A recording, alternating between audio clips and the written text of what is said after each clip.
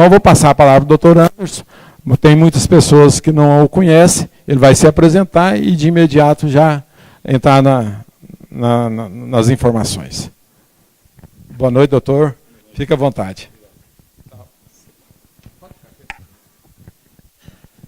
Então, primeiramente, boa noite, né?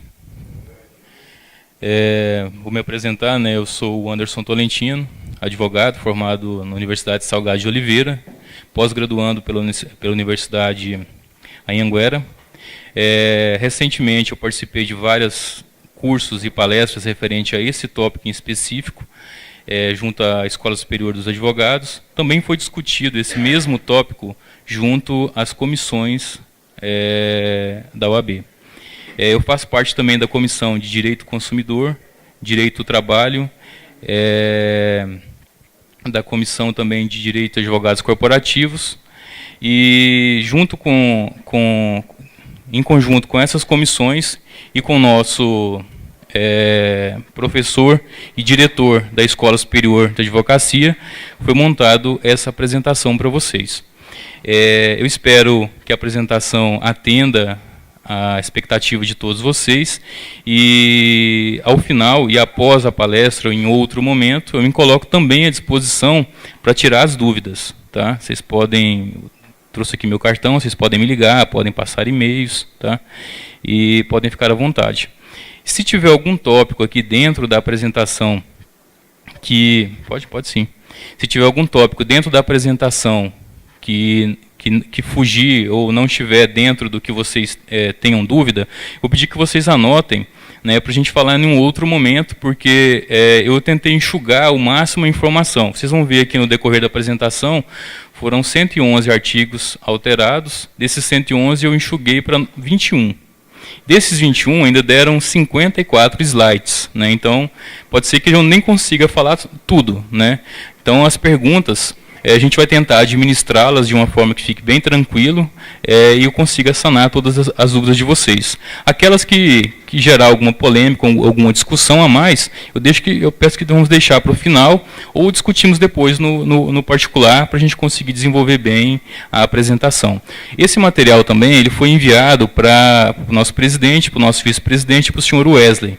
Se posteriormente vocês quiserem que seja encaminhado para o e-mail de vocês, é só vocês solicitarem diretamente para eles. Eu agradeço a presença do nosso vice-presidente, do nosso presidente, dos operadores, né, das câmeras e a todos vocês, né, na data de hoje. O alimento que vocês doaram, ele vai ser doado para uma instituição de caridade, tá? A gente ainda não escolheu qual vai ser, inclusive se vocês tiverem alguma em mente, vocês podem ficar à vontade para poder indicar, e posteriormente a gente divulga também, né, no site para qual instituição foi doada os alimentos. Ok? Isso. Então, nós vamos falar hoje basicamente sobre essa lei, que é a Lei 13.467. Eu coloquei aqui um panorama histórico, eu vou andar no meio de vocês, que eu gosto de andar, viu? Coloquei aqui um panorama histórico a respeito da legislação trabalhista. A CLT ela é de 1940. Então ela já está um pouco ultrapassada com relação aos dias atuais, certo? Então já tem mais de 70 anos. Então estava na hora, de fato, da gente pensar em colocar dentro da CLT alguns assuntos que hoje é totalmente divergente da época. Um exemplo que a gente vai ver lá na frente é o teletrabalho, os teleoperadores. Em 1940, ninguém imaginava que existia o trabalho de teletrabalho. Dessa lei, 13.467, nós temos aí um total de... dentro da CLT, nós temos um total de 922 artigos. Desses 922 artigos, foram alterados 54, inseridos 43 e revogados 9. Um total de 106 dispositivos que foi alterado dentro da CLT. Desses 106 dispositivos, teve também a Lei dos Trabalhadores Temporários. Tá bom, doutor? que é a 6.019. É o trabalho temporário e terceirização. Dentro dessa lei também foram alterados 2 artigos e inseridos novos 3. Então, o total de artigos alterados foi de 111 artigos dentro da CLT. Dessas alterações promovidas pela lei, elas começaram a ter um prazo de vacância aí, que vai começar a valer a partir do dia 11/11/2017. Desses 111 artigos, sentando aí com o nosso presidente do sindicato, a gente definiu que nós vamos falar hoje especificamente de 21, voltados pontualmente para a classe contábil. O primeiro tópico seria as horas itineres, né? O que diz a lei atual? Algum de vocês, só para entender, algum de vocês trabalham com alguma empresa, né, para a gente talvez melhor interagir, que paga esse adicional? Geraldo, né? Tá. Então, a lei atual, né, tem as suas observações referente a esse pagamento. Inclusive, a gente discutiu isso na reunião anterior. As microempresas, elas podem fazer um acordo, né, fixado por um acordo de convenção coletiva, para pagar ali os seus percentuais. Está previsto no artigo 58, parágrafo 3º. Esse entendimento, na legislação atual, já foi, inclusive, consolidado pelo TST na súmula 90 e no 429, parágrafo 4º da CLT.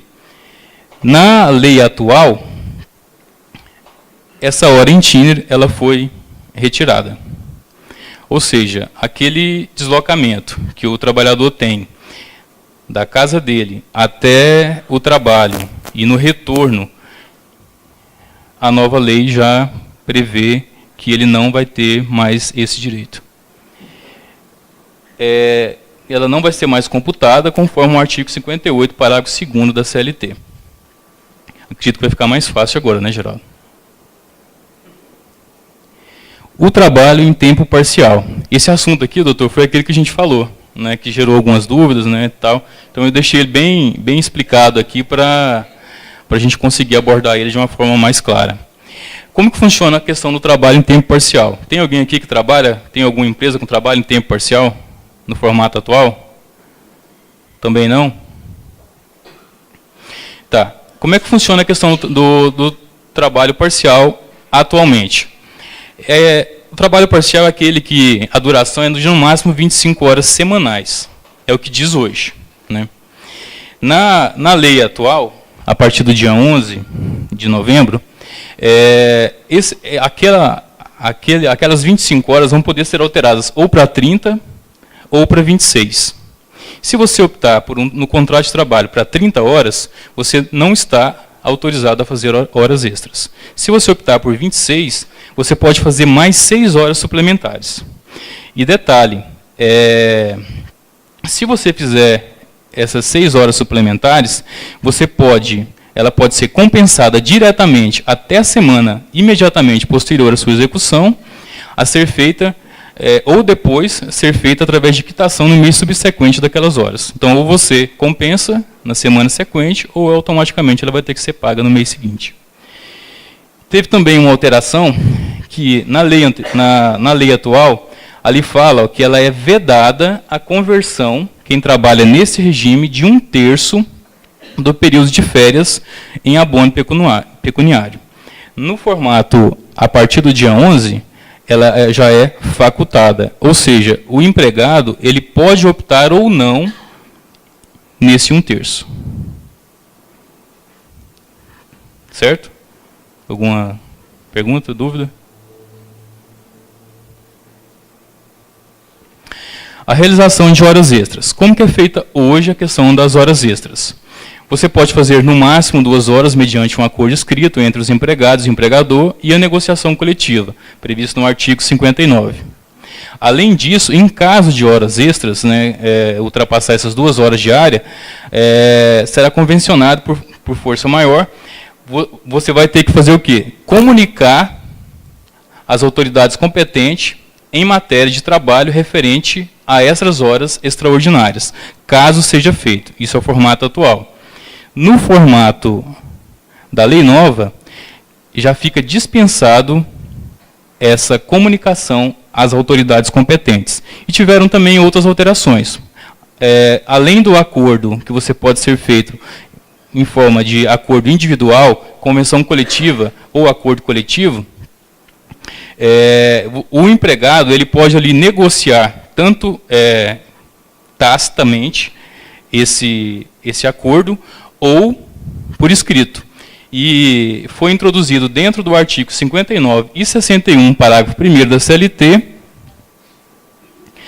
a dispensa aos órgãos competentes. Se eu estiver falando muito rápido, ou vocês não estiverem entendendo, vocês podem me interromper. Ok?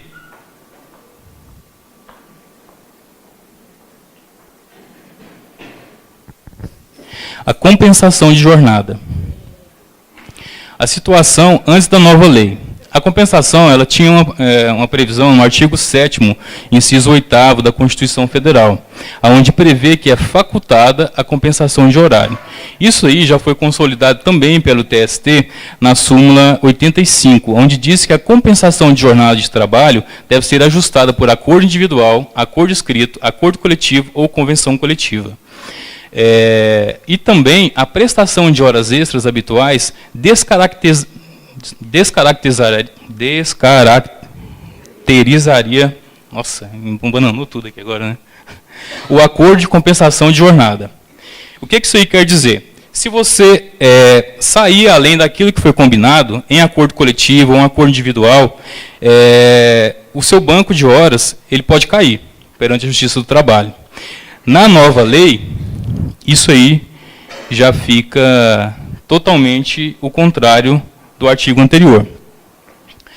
O regime de compensação de jornada pode ser estabelecido por acordo individual tácito ou escrito, ou seja, se eu virar para você e falar assim, qual é o seu nome? Andréa. André, você pode fazer hora extra hoje? Pode? Beleza, já fiz o acordo com ela. É o que está falando aí. A compensação de jornada pode ser estabelecida por acordo individual tácita ou escrita. Traz uma certa insegurança, não é verdade? Como que eu vou provar isso depois? E a compensação, se for feita nesses moldes, ela tem que ser feita dentro do mesmo mês. E destaca que o não atendimento dessas exigências legais, a realização do acordo não gera a necessidade de repetição do pagamento das horas excedentes. Isso aí foi imputado pelo artigo 59, parágrafo 6º e 59b, caput da CLT. Do banco de horas, a situação antes da lei. Por força do acordo ou convenção coletiva de trabalho, o excesso dessas horas em dia, se eles forem compensados pelas correspondentes diminuição em outro dia, de maneira que não exceda no período máximo de 1 ano. Isso aí é o que vigora hoje, né? Tem inclusive um entendimento pelo TST, onde fala na súmula 85, item 5, que o regime de compensação na modalidade banco de horas somente poderá ser instituído por negociação coletiva. E o que diz a nova lei? Ela mantém a possibilidade de pactuação mediante a negociação coletiva do banco de horas anual e acrescenta expressamente a proibidade da sua pactuação por acordo individual escrito, desde que a compensação ocorra no período máximo de 6 meses. Eu destaquei ali em vermelho, onde ela prevê expressamente que a prestação de horas extras habituais não descaracteriza o banco de horas. Vocês viram aqui que no slide anterior ela fala o contrário, que no caso de ser feitas essas horas extras, o banco de horas seria descaracterizado. Na nova lei, no artigo 59, parágrafo 5º e 59b, ela já deixa claro que mesmo você fazendo essas horas, o banco não vai ser descaracterizado. Da jornada 12/36. Alguém tem alguma situação, alguma empresa que trabalha? É só para interagir mesmo, tá? Para não ficar muito maçante. Como que funciona hoje, doutor? O trabalho 12/36, o trabalhador trabalha, no caso, os que eu tenho são regulados pelo sindicato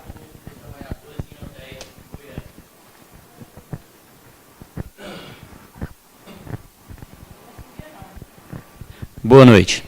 No meu caso, os trabalhadores são regulamentados pela convenção coletiva firmada com o Sindicato dos Trabalhadores em Hotéis de Goiânia.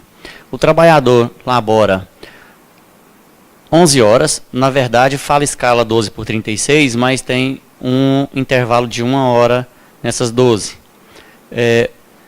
E folga as 36 horas seguintes, que dá um total de 180 horas mensais. Ou seja, ele não trabalha as 220 horas, no caso, se fosse 44 horas semanais. Reduz, no caso, para as 36. Funciona assim hoje. Muito bem. Hoje não existe uma legislação específica que trata desse assunto, né? Mas nós temos súmula junto ao TST, que no caso ali é a súmula 44, que ela regulamenta a forma de trabalho 12 por 36. Ela fala o seguinte: é válida em caráter excepcional a jornada de 12 por 36, prevista em lei ajustada exclusivamente mediante o acordo coletivo, que foi o que o senhor citou, né, ou convenção coletiva de trabalho, assegurando a remuneração em dobro em caso de trabalhos nos feriados. Certo? Tem também a questão das atividades insalubres, né, que fala ainda que é estipulada em norma coletiva sem a necessidade de inspeção prévia e permissão de autoridades competentes, é o que fala no artigo 60 da CLT. Na lei nova, isso aí já muda um pouco. Aí ela fala o seguinte, que pode ser sim estipulado por acordo individual escrito, convenção coletiva ou acordo coletivo de trabalho, facultando as partes estabelecer horários de trabalho de 12 horas seguidas por 36 ininterruptas de descanso, observando ou indenizando os intervalos para repouso e alimentação, no pagamento de remuneração mensal, devido pelo exercício desta jornada, fica abrangidos os pagamentos devidos pelo descanso semanal remunerado e pelos feriados. Então já teve uma pequena alteração. Fala também ali, ó, que considerando o compensado, os feriados e a prorrogação do horário noturno, quando houver, além disso, fica excetuada essa modalidade de jornada da exigência de licença prévia das autoridades competentes em matéria de segurança e saúde do trabalho. Na lei anterior, era obrigado, nas últimas duas linhas lá, ó, sem necessidade de inspeção e permissão de autoridade competente na forma do artigo 60.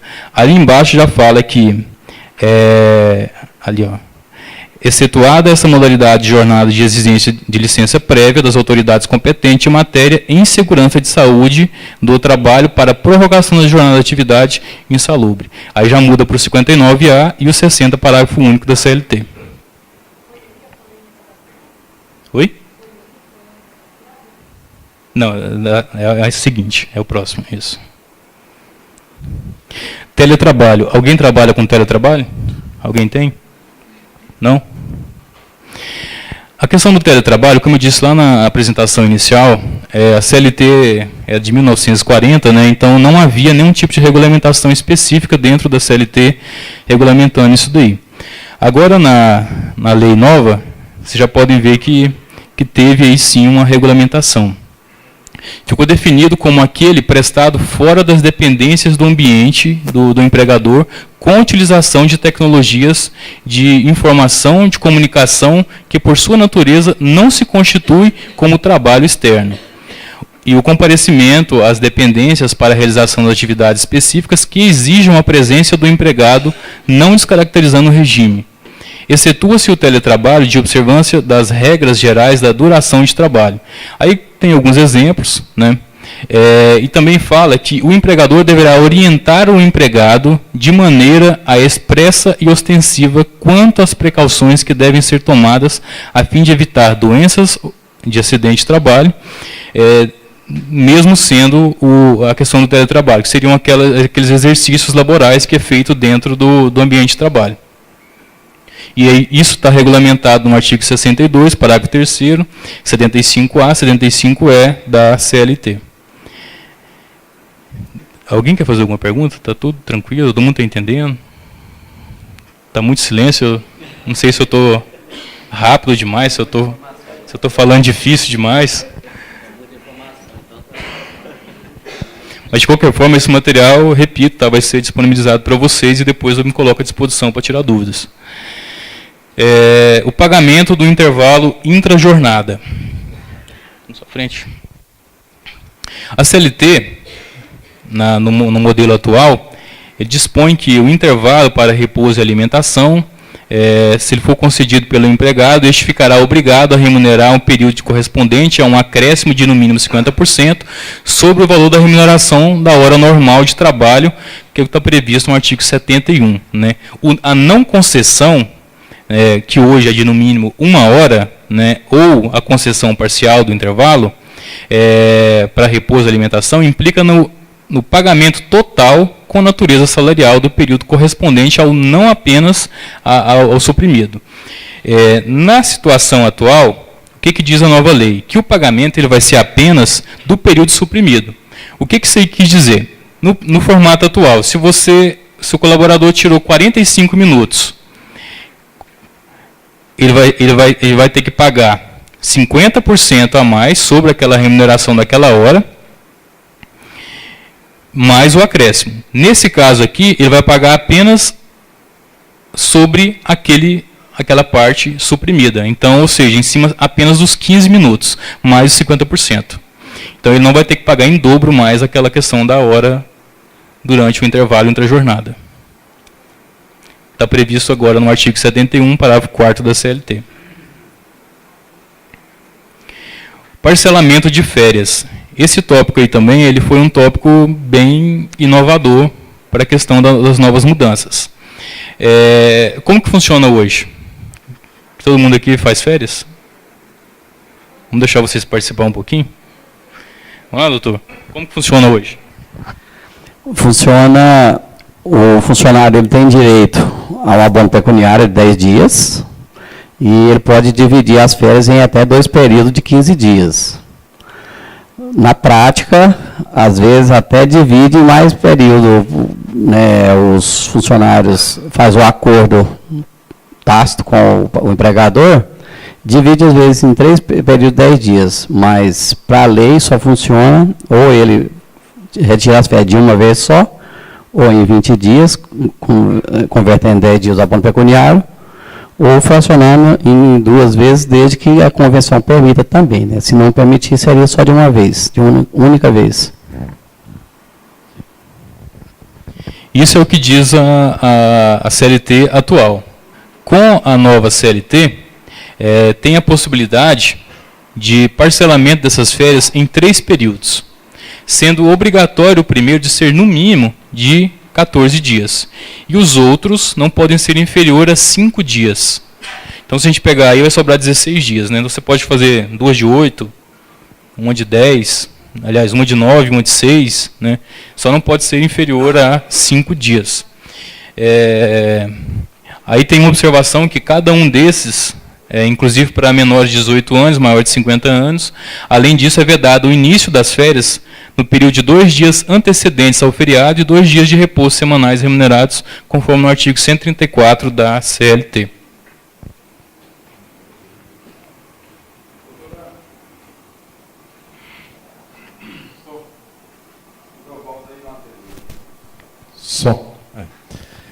O senhor acabou de colocar aí o seguinte, os intervalos de férias, 14 dias, depois o mínimo de 5 dias.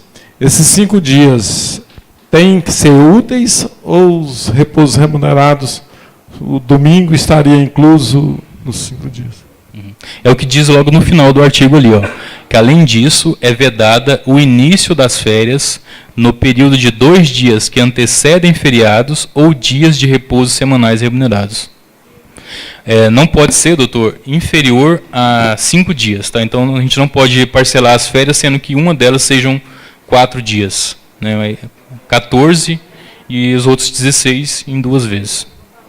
Como é que eu faria esse acordo com o meu empregador? Se eu quisesse tirar ele 3 vezes, teria que ser uma vez? Seria um acordo entre eu e o empregador ou teria que ter o sindicato para poder mediar o grupo da empresa? Só quer fazer a pergunta? Se fizer a pergunta no microfone, os internautas vão ouvir. Eu estou perguntando se eu quisesse dividir minhas férias em 3 vezes, com quem eu acordaria? Diretamente com empregador, ou teria que usar o sindicato? Qual é o tempo que eu teria que fazer isso com antecedência? E em termos do grupo de uma empresa, como é que seria? Aqui na lei, ela te dá essa possibilidade. Inclusive, no próximo slide, a gente vai falar sobre o acordado, sobre o legislado. O colaborador, ele pode sim fazer esse acordo diretamente com você. Pode também ter em convenção coletiva ou acordo coletivo. Tá? Pode ser das 3 modalidades. Tá? Mas desde que seja escrito, com você diretamente escrito, você é empregador. Espera aí um pouquinho, deixa eu pôr o microfone para você aí. Aí, ó. Não, é porque eu estou curiosa para saber se eu poderia fazer esse acordo em um mês com antecedência, um ano, como é que seria? Porque atualmente há essa possibilidade, mas tem intermediação do sindicato com um ano de antecedência. Nesse caso, eu acho que vai depender mais da empresa do que do sindicato. Porque se você pode fazer entre você e o funcionário, não precisando do sindicato, né, então a questão do tempo mesmo vai ser quanto tempo a empresa vai conseguir se organizar para poder pagar essas verbas. Tá? Doutor, eu quero só fazer uma observação a respeito da pergunta dela aí, eu acho que isso é muito pertinente para nós. Acho que na entrada agora do E-Social, nós teremos que, pelo menos, observar um período mínimo de 30 dias para fazer, porque, pelo menos, o E-Social, ele diz, no doméstico ainda não está funcionando, mas já diz a legislação lá, as instruções na Receita, no site da Receita, que tem que, pelo menos, comunicar com 30 dias de antecedência para o início do gozo de férias, né? Eu imagino que, mesmo com essa nova legislação, que não sei se já está previsto aí, mas, provavelmente, com o E-Social, deve ter, quando estiver implementado, ter essa observação de pelo menos 30 dias de antecedência, a comunicação para o sistema, porque está para ser tudo eletrônico, essa comunicação e a liberação desse gozo de férias também, né?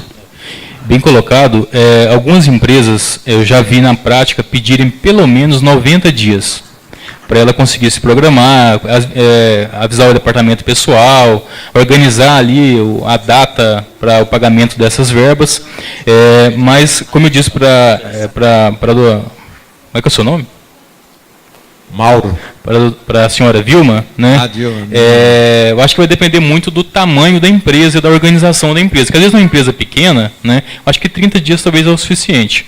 Para uma empresa de grande porte, que tem lá 10 mil funcionários, 30 mil funcionários, ela pode pedir um tempo maior para conseguir se organizar, para poder agendar esses compromissos. O presidente aqui primeiro, depois o Zé Walter, depois vamos lá no Arnon.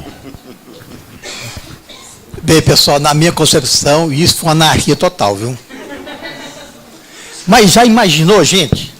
Tá, 30 dias, o cara tirava 10 dias de férias, pagava 10 dias. Agora é o seguinte, 14 dias no mínimo, e ele não pode sair 2 dias antes, certo, do feriado. Então, o que aconteceu? Você não pode colocar o empregado de férias na quinta-feira, não.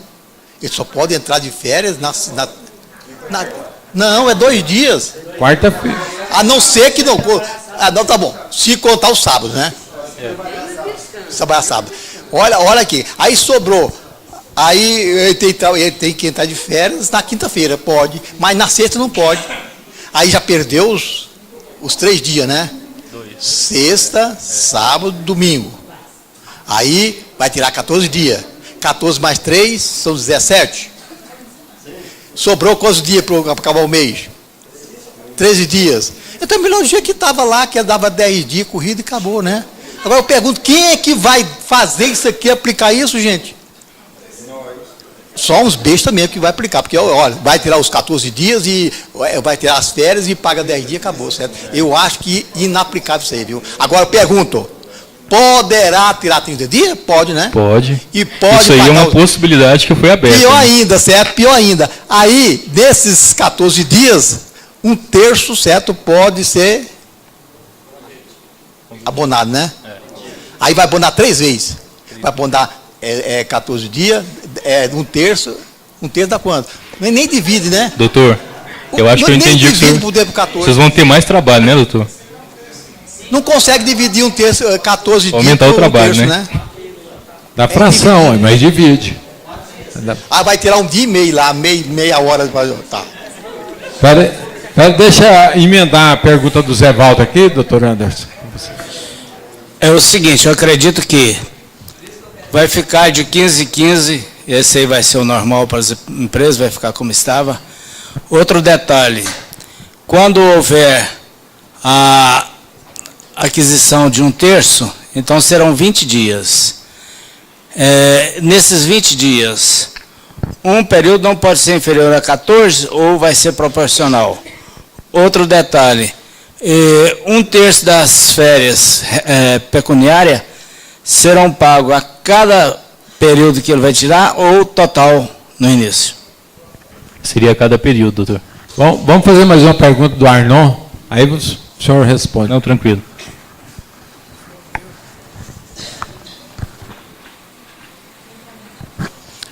Doutor, eu ia fazer uma pergunta, mas me esqueci agora, vou fazer a outra.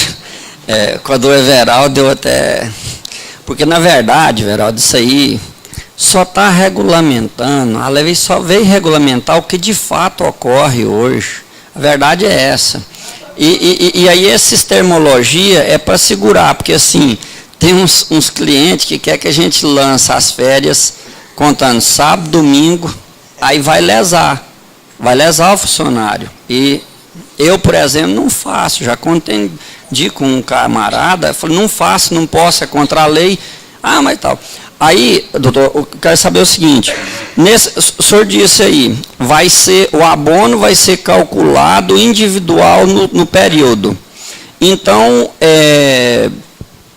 essa parte de 1/3, na verdade, aí, 1/3 vai ser dividido em 3. Então, um exemplo, se eu pagar os 10 dias, depois eu vou fazer um período de 14, vai para 24, e mais um de 6, eu não posso, no primeiro, já pagar logo direto? Eu estou beneficiando o funcionário.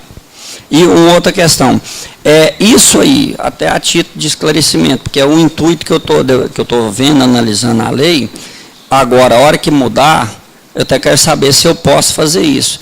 Para as minhas empresas, eu vou acordar num contrato coletivo dos empregados atuais já, para resguardar a empresa e resguardar o funcionário. Isso aí eu gostei muito, sabe por quê? Porque tem um sindicato aí que reúne 5, 6 empresas e faz um acordo para arrebentar o resto. Não vou citar qual sindicato, né? Eu gostei disso aí. E isso vai ter eficácia. Ali o acordo, vou pôr para reconhecer firma, assinar e tal. E os demais que entrarem, vai ser no contrato dele reportado aquele acordo dessas cláusulas, dessas normativas que está alterando. A primeira pergunta do período e depois essa da... Dá o microfone aqui. Espera aí. Deixa eu passar o microfone para você, Veraldo. Perguntando demais, o doutor Anderson não vai responder. Para o Arnon e para o Zé Valdo, né? O Arnon e o Zé Valdo fazem como comitê gestor, certo? E para fazer isso no programa, que encrenca que vai dar, hein?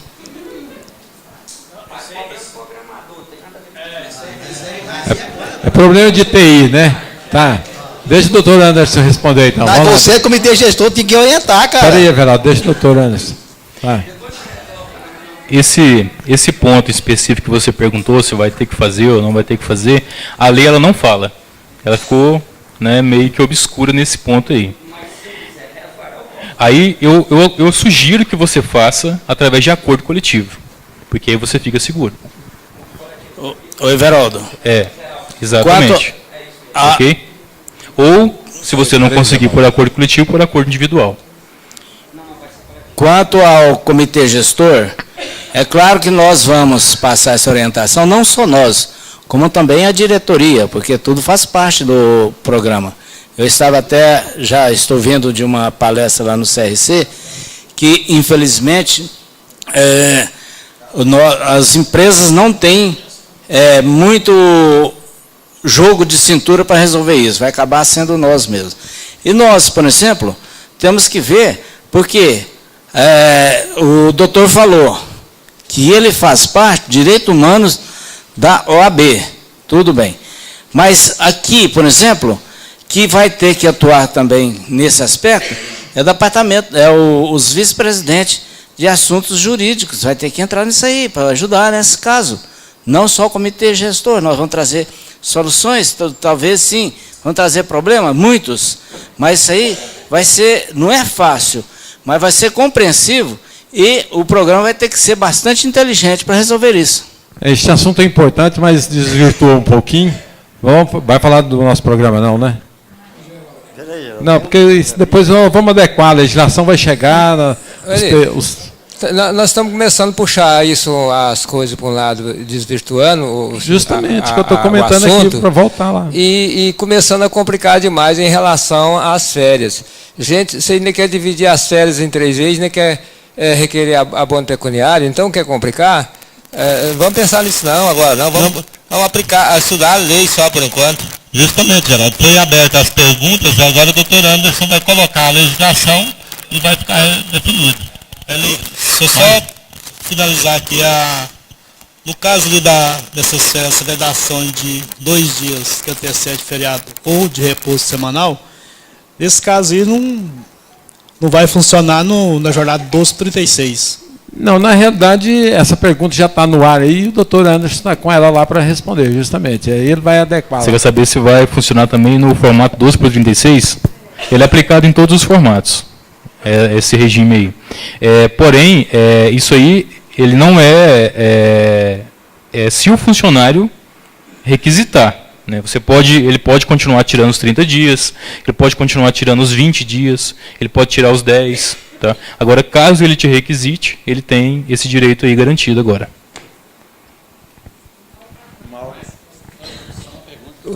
Não, o que o menino perguntou é um negócio bem complicado mesmo. Porque se não pode, você tem que tirar as férias 2 dias antes dos feriados ou descanso semanal. Então o cara trabalha 12/36 e ele não vai ter como tirar as férias. Vocês pensaram isso aí? Espera aí, pessoal, deixa o colega fazer a pergunta lá e o doutor Anderson arrematar essa questão aí, porque senão nem o doutor Anderson explica e nem nós vamos entender. Pois é, o doutor falou que agora o trabalhador tem esse direito. Mas na própria CLT não está convencionado que o período de gozo das férias do trabalhador é o que melhor convier para a empresa, para o empregador? Como funciona nessa questão específica desse parcelamento dessas férias? A questão da permissão para o que melhor convir à empresa, ela se diz com relação ao período como um todo. Né? Então, ou seja, digamos que você tenha 2 colaboradores na sua empresa, sejam irmãos, né, efetuando a mesma função.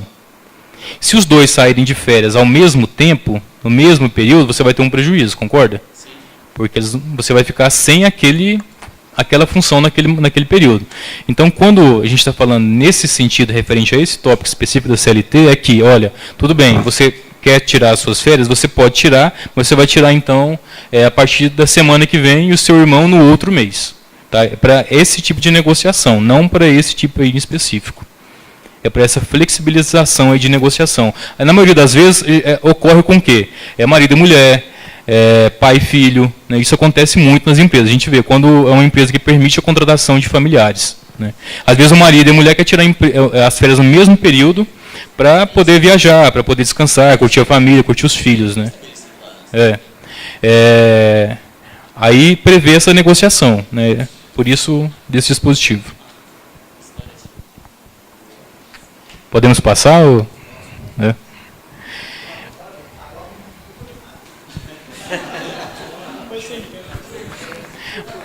Essas alterações, elas ficaram de fato assim um pouco, né, polêmicas em determinados assuntos.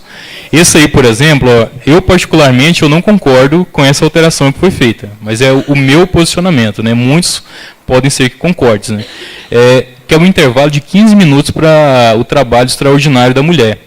Antes da mulher fazer as horas extras, ela tinha direito ali a descansar 15 minutos, tinha ali os 15 minutos de descanso. Com a nova lei, ela já não tem isso aí mais. Está previsto agora no artigo, estava, né, 384 e ele foi retirado. Então vamos... O microfone você não tem mais. você não tem mais. Ah, ok. Já... Não, gente, é que se trabalhar 8 horas por dia, você tem intervalado 2 de almoço, só que a gente está acostumado com aquele 15 minutos do café, das primeiras 4 horas e das últimas, né? Correto. Adeus. Adeus. Eu não entendi, doutor. Doutor Anderson não ouviu direito. Eu não ouvi a pergunta, desculpa. Eu estou falando assim, vamos supor no horário de 8 horas, 2 horas de intervalo de almoço. Nas primeiras 4 horas, tem aquele 15 minutos de horário de... Café. Não é esse, não. Não é esse não, então qual que é? Esse dispositivo aqui, ele é um dispositivo voltado especificamente para a mulher. Tá? Os demais empregados não têm esse direito aqui. É no 384 da CLT. Você trabalhou 8 horas. Chegou no final da 8ª hora. O seu patrão virou para você e falou assim, olha, qual é o seu nome? Vilma, você vai tirar um intervalo, você vai fazer agora 1 hora ou até 2 horas extras a partir da 8ª hora. Aí você fala, não, beleza, vou tirar meus 15 minutos. Entendeu? Agora, com a nova legislação, você não tem mais esses 15 minutos. Eu sei, a maioria não sabe. Tanto que isso aqui, esse ponto específico, todas as vezes que alguma mulher ingressava com ação na Justiça do Trabalho, isso aqui era pedido.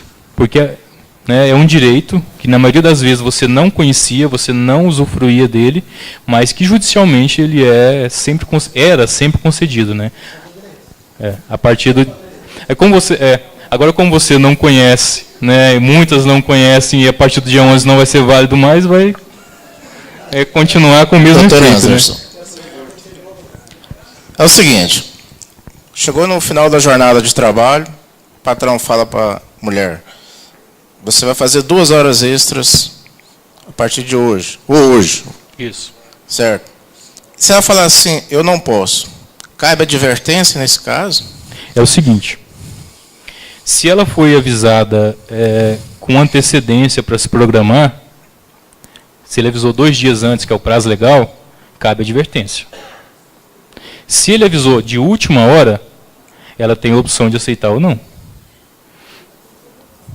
Eu estou fazendo essa pergunta porque parece que agora, com essa nova mudança na legislação, prevalece o acordo entre patrão e empregado. Isso. Não é verdade? Isso aí. Então tá, então tem essa previsão legal aí na lei, de 2 dias antes, avisar o funcionário que vai fazer a hora extra tal período. Não é uma previsão na lei. Isso aí a gente usa o senso comum. Né? Entende o seguinte, que se você avisou com a margem ali de tempo para aquela pessoa se programar, porque às vezes a pessoa, por exemplo, tinha que buscar o filho na escola, às 16h15, e você avisou para ele, né, que ele tinha que fazer 1 hora extra naquele momento ali, 15:06, ele não vai conseguir alguém para conseguir buscar o filho na escola. Né, e ele pode sim recusar. Tá? Isso daí, inclusive, pode ser questionado depois judicialmente. Inclusive, se ele ganhar uma advertência, se ele sofrer algum tipo de penalidade. Tá? O patrão pode punir? Ele, na maioria das vezes, vai querer punir. Só que pode ser discutida depois disso daí. Tá? Mas a legalidade, né, utilizando aí o senso comum, é que você avisa com antecedência mínima, de pelo menos 48 horas. Se mandar ele embora e ele entrar na justiça alegando isso, ele ganha? Possivelmente sim. Possivelmente sim. Aí... Fala no microfone aí, ô meu jovem. Como que ele pode provar que eu estou mandando ele embora porque ele não quis cumprir hora extra? Você precisa de testemunha. Na Justiça do Trabalho, é tudo através ou de prova documental ou prova testemunhal. Já vi funcionários que gravou pelo celular. Já vi funcionários que colocou outros colegas para filmar a situação. Né? E dependendo do excesso que for aplicado, se houve algum tipo de discussão, né, mais aflorada aí, que levou a alguns elogios, né, em particulares, né, tem que ter cuidado para falar algumas coisas, porque está tudo na rede. Né? Tá tudo gravado. Então, você pode, inclusive, pedir a questão do assédio moral. Mas isso, a questão do assédio moral, ele tem que ter tido uma continuidade também. Não pode ser um fato isolado. De repente, em um determinado dia, o seu patrão, no momento ali que chegou às vias de fato com o colaborador, né, vai ter que ser analisado quem deu causa, qual foi o motivo, né, e todo o contexto da situação para depois ter discutido judicialmente. E se tem provas. Né? De repente, eu já vi casos de colaborador que pediu a filmagem da própria empresa para provar que foi o patrão que agrediu. E a gente conseguiu juntar no processo, né, e provou e ganhou. Então, tem que ter bastante cautela nesse ponto aí. O colaborador tem que saber falar não e o patrão tem que saber aceitar o não em determinados momentos. Mas assim, é aquele negócio também, né? Se você pediu, o seu colaborador falou não, você já vai saber ali que você tem um, né, entre aspas, ali, uma pessoa que você não pode contar quando você precisar, né? E aí, na primeira oportunidade, DP, né? Um abraço. Lá fora tem gente que quer. Cício, ô doutor, só um pouquinho. Se não for incomodar a interação do senhor, que está ótimo, maravilhosa, mas está atrapalhando meu serviço de câmera. Ah, tá, desculpa. Se o senhor puder ficar aqui na frente, as câmeras estão cruzando aí. Vou ficar por aqui, então. E está dando problema na gravação. Mas pode ir aqui, circulando aqui tudo. Vou ficar por aqui. Ô, doutor, dentro dessa questão que estamos debatendo aí, eu me lembrei de um caso. A reunião convocada pela empresa ao funcionário, mesmo com antecedência, com uma carta circular, né? Divulgação, e se o funcionário recusar participar dessas reuniões periódicas, de rotina, cabe o quê? Advertência também, ou demissão por justa causa? Como é que é? A questão duas, três? Tá. Primeiro ponto, a questão da advertência ou de alguma sanção, né? Se você comunicou com antecedência, se você colocou num quadro de avisos, né, se você pegou ali algum documento assinado por ele, avisando daquele compromisso que ele teria naquele dia, cabe sim uma advertência. Primeiro, uma advertência verbal. Num segundo momento, uma advertência escrita. Você pode dar até 2 advertências escritas. Num terceiro momento, uma suspensão. E num quarto momento, já pode se analisar, sim, a demissão por justa causa. Tá? Mas assim, ó, seriam vários momentos, entendeu? Não seria nenhum único momento. Já vi algumas empresas aplicar isso de forma dúbia. Né? Você aplica ali a advertência e em seguida dá a suspensão. Isso aí é considerado como bis idem, né? Que você aplica 2 vezes a mesma sanção em cima daquele colaborador. Aí o que acontece? Isso é descaracterizado perante a Justiça do Trabalho, e você perde ali tudo que você aplicou de sanção disciplinar.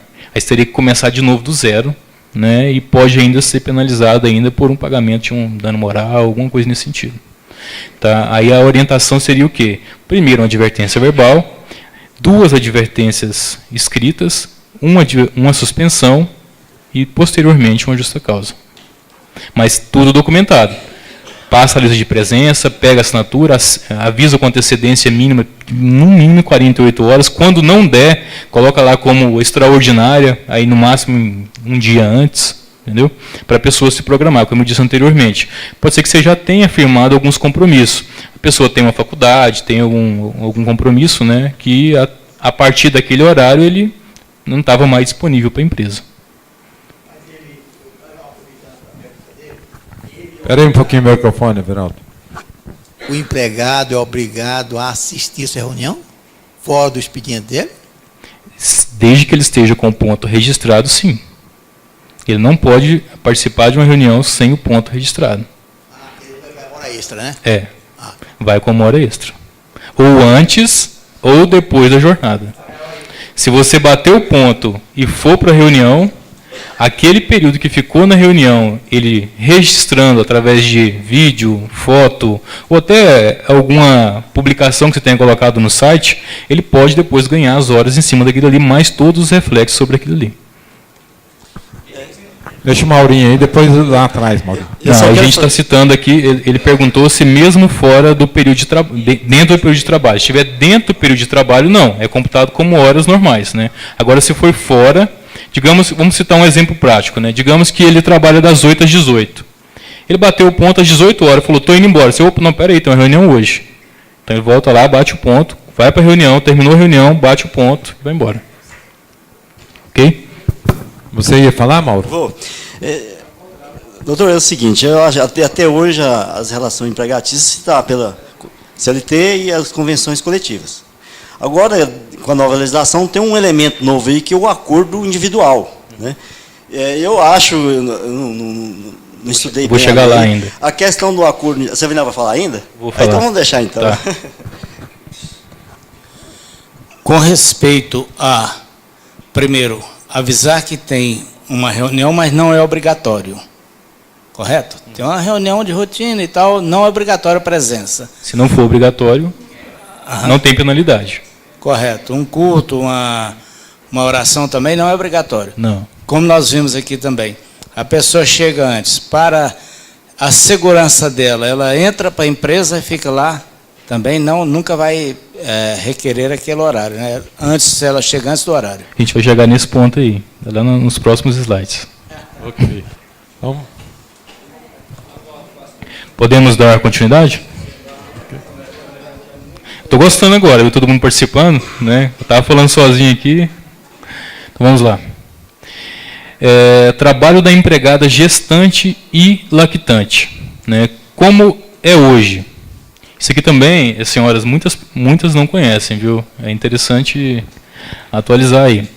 A CLT, ela previa que a empregada gestante ou lactante deveria ser afastada enquanto durasse a gestação e a lactação de qualquer atividades e operação ou locais insalubres, devendo exercer suas atividades em local salubre. Isso aqui está previsto no 394A. Então, a partir do momento que a empregada falar, olha, estou grávida, pronto. Toda a atividade insalubre deveria ser afastada. Com a previsão da nova lei, mudou bastante coisa. Tá? A gente pode ver aí que, sem prejuízo da sua remuneração, incluindo o adicional de salubridade, o que isso aí quer dizer? Independente de ela estar afastada ou não, ela vai receber pelo esse adicional. Né? A empregada deverá ser afastada, ponto 1, da atividade insalubre em grau máximo, enquanto durar a gestação, da atividade insalubre em grau médio ou mínimo, enquanto apresentar o atestado de saúde emitido por médico de confiança da mulher que recomende o afastamento durante a gestação. A atividade insalubre em qualquer grau quando apresentar atestado de saúde. O que isso aqui quer dizer? Agora ela só vai ser afastada se houver uma recomendação do médico dela. Antes a lei não. Ficou grávida, ela já seria afastada automaticamente. Então, se ela não fizer esse requerimento aí agora, ela vai permanecer, talvez, ali naquele ambiente insalubre, dependendo do empregador. De repente, se o empregador tiver ali o bom senso, ele vai automaticamente afastar, porque dependendo da atividade insalubre, por exemplo, uma sala de radiografia, pode afetar a gestação, né? A criança pode nascer com alguns problemas ali, né, na formação. Só que vai depender muito, eu acho, que do empregador, mas a lei prevê que ela tem que solicitar isso daqui através de um atestado emitido pelo seu médico de confiança. Aí, embaixo eu destaquei também que cabe à empregada, a empresa, né, pagar o adicional de salubridade à gestante ou à lactante, efetivando-se a compensação por ocasião do reconhecimento das contribuições incidentes sobre a folha de salário. Tranquilo? Alguma pergunta? Presidente aqui, ó. Opa. Esse cara desse médico aí é bravo, hein, Zé? É. Que médico de confiança é esse, né? É. E a empresa, aí o médico dela de confiança dá um atestado mentiroso. Não pode ser contestado, não? Pode ser contestado.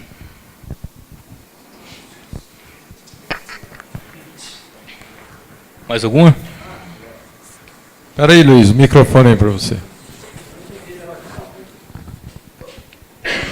Todo o trabalho da gestante é insalubre? Como é que eu não entendi? Não, digamos que você, na sua empresa, trabalhe com a parte de radiologia, né? E é um ambiente insalubre, né, para gestante. E digamos que a sua colaboradora, você tem lá uma colaboradora que ela chegou a ficar gestante. Na lei antiga, a partir do momento que ela, né, ficou gestante, você é obrigado a tirar daquele ambiente insalubre e colocar em um outro. Então, você tem que substituir o empregado naquele momento. Na lei atual, ela tem que apresentar um atestado do médico de confiança dela, solicitando, né, que ela mude de ambiente em decorrência dos riscos que ela pode ter ou trazer ao bebê. Então, no caso, se ela Antes não precisava solicitar, agora precisa. Se ela não solicitar, Fica a critério do empregado fazer essa mudança ou não. Ah, tá bom.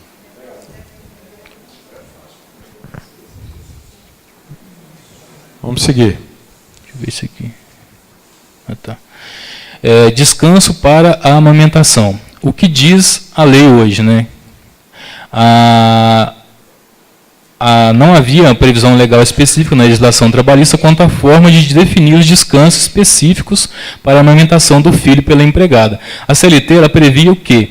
Que para amamentar o próprio filho, até que esse complete 6 meses de idade, a mulher terá direito, durante a jornada de trabalho, a 2 descansos especiais de meia hora cada, previsto no artigo 396. A lei nova prevê que os horários de descanso para a amamentação agora serão definidos em acordo individual entre a mulher e o empregador. Então, antes tinha essa previsão de meia hora, agora não. Agora você vai ter que sentar com a colaboradora e falar, olha, nós vamos negociar que a partir do momento que você precisar amamentar o seu filho, até o limite de 6 meses, você vai precisar de tanto tempo para poder sair e amamentar. Pode ser menos de meia hora? Aí fica a critério do acordo individual fechado. Pode ser 15, pode ser menos, 10, pode ser mais. Né? Aí não prevê especificamente a quantidade. Correto. Mas fiquem abertos. Vai trazer. Eu já vi ocorrer um caso de que ela prefere sair meia hora antes do almoço e chegar depois meia hora depois do almoço, que ela amamenta a criança antes e depois, porque ela saiu de manhã, amamentou, tal, vai poder fazer isso? Aí, nesse caso, se ela tiver 2 horas, ela vai ficar 3 horas. Aí aqui no novo artigo, que é o 396, parágrafo 2º, não prevê essa forma, né? Fala que é livre, né? Fica definido o acordo individual entre a mulher e o empregado. Então, vai ficar a critério dos dois, né? Da negociação individual. Pergunto. Essa amamentação é aquela natural, não é? Não é isso, aquela artificial, não, né? Não, é a natural. Porque a maioria das mulheres não dá mamar para ninguém mais. Então seria seria de fato o natural.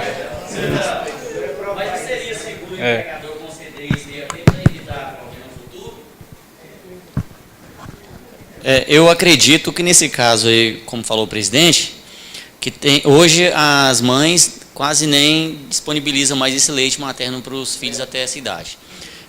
Eu observo o seguinte, que mesmo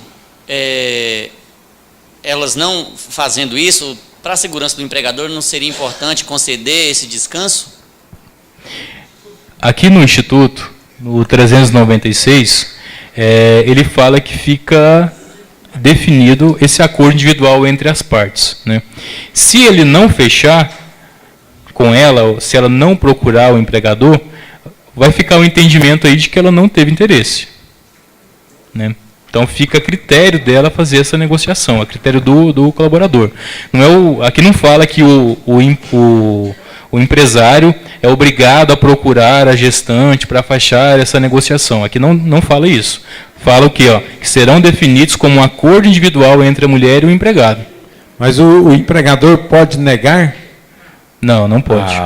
Não pode negar. Então, todo jeito, ela procurando tem que haver um acordo. Ela tem o direito, mas com certeza o empregador não vai querer procurar ela para fechar esse acordo, né? Okay. Acordo no intervalo, igual. Ela quer meia hora, o empregador quer dar só 15 minutos. E aí? Aí vai acabar virando uma ação, né? Ela vai querer discutir o direito dela de amamentar. Mas qual que é o direito dela, se não está estipulado no intervalo? Aí ela vai falar que não conseguiu estabelecer essa negociação com o empregador. Mas o empregador vai alegar que tentou. E aí? Aí vai ser um ponto que vai ser discutido, levado para os nossos magistrados, pode chegar no TST e virar uma jurisprudência ou uma súmula. Resumindo, eu tenho que dar os 30 minutos para não ter confusão. Esses pontos que não... aqui no caso, por exemplo, eu concordo com o seu posicionamento. Qual que é o seu nome?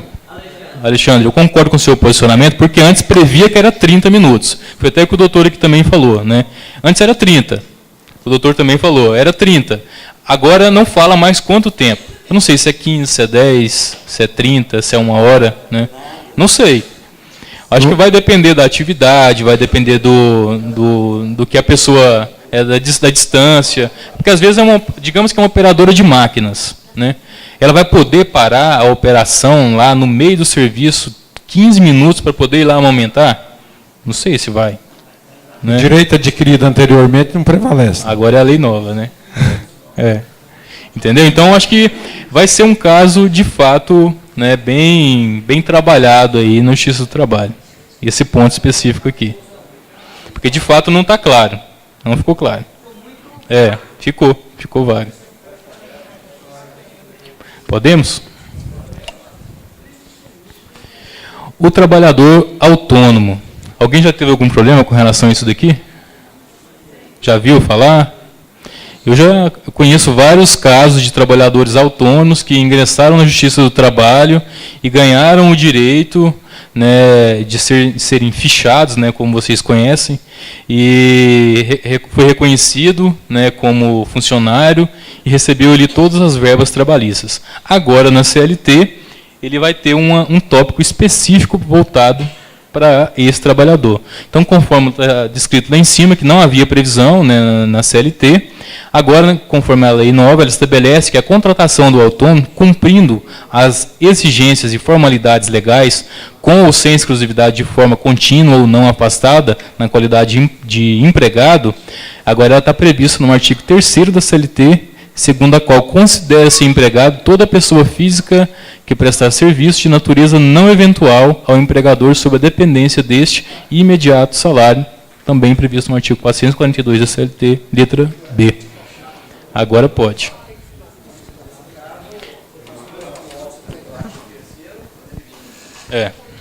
Agora elimina. Agora é conforme essas observações. Podemos? O trabalho intermitente. Esse tópico aqui também eu achei muito interessante, dentro das alterações que ocorreram dentro da nova legislação. Essa situação ela não tinha previsão específica na legislação trabalhista. Esse tópico em específico, acho que eles pegaram ideias ali dos Estados Unidos, da Alemanha, da França, porque dentro do formato que foi aprovado, existe muito fora em outros países. Olha a diferença desse aqui que não tinha nada para esse aqui, a quantidade de coisas que foram acrescentadas. Esse trabalho intermitente, a CLT ela criou essa nova modalidade de contrato de trabalho, o qual a prestação de serviço com a subordinação ela não precisa ser contínua, ocorrendo com a alternância de períodos de prestação de serviços e de inatividade, determinados em horas, dias, meses, independente do tipo de atividade do empregado e do contrato, deve ser também celebrado por escrito e conter especificamente o valor da hora de trabalho, que não pode ser inferior ao valor do horário do salário mínimo ou aquele devido aos demais empregados do estabelecimento que exerçam a mesma função em contrato intermitente ou não. Então, agora você pode contratar uma pessoa como trabalho intermitente, ela pode trabalhar na segunda-feira 2 horas, aí encerrou o trabalho, volta na sexta, trabalha 8 horas, volta na semana seguinte, trabalha mais 3 horas, né? E dentro dessa modalidade, lembrando que ele não pode receber menos que a hora mínima do salário mínimo. Aí tem a questão dos direitos dele, né? Que o empregador ele pode convocar esse funcionário por qualquer meio de comunicação eficaz. Voltando um pouquinho aqui, fala também que o período de inatividade dele não será computado como trabalho. Então, se ele trabalhou na segunda 2 horas e ficou o restante da semana toda sem trabalhar, não será computado como trabalho, vai receber somente por aquelas 2 horas. Ele quer perguntar alguma coisa? Pergunto. Quando vem uma faxineira e faz o serviço 2 horas todo dia de manhã, como é que fica esse serviço? A pergunta é para a empresa ou para a pessoa física? Tá, aí no caso da empresa, né, eles têm um serviço de limpeza mesmo deles, né? Não seria uma faxineira, né? Seria o serviço de limpeza mesmo. Não, a minha empresa presta serviço contábil, correto? Uhum. Eu preciso de uma pessoa para limpar lá. Em 1 hora ela faz a limpeza. Foi às 8, das 8 às 9 trabalhou. Uhum. Quando for amanhã, das 8 às 9 ela volta. Uhum. Aí no caso você pode fechar ou o contrato como autônomo ou como intermitente. Você teria que fazer um contrato. Dentro daquela previsão ali, ó. O contrato deve ser celebrado por escrito e conter especificamente o valor da hora de trabalho. Então isso vai resolver muita situação. Vai. Mas assim, o contrato verbal que a gente vê muito, que é, olha, vem aqui limpar minha casa, né? A pessoa vai lá, limpa e vai embora.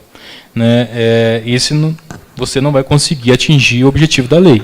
Tá? Vai ter que ser celebrado por escrito e vai ser uma funcionária sua.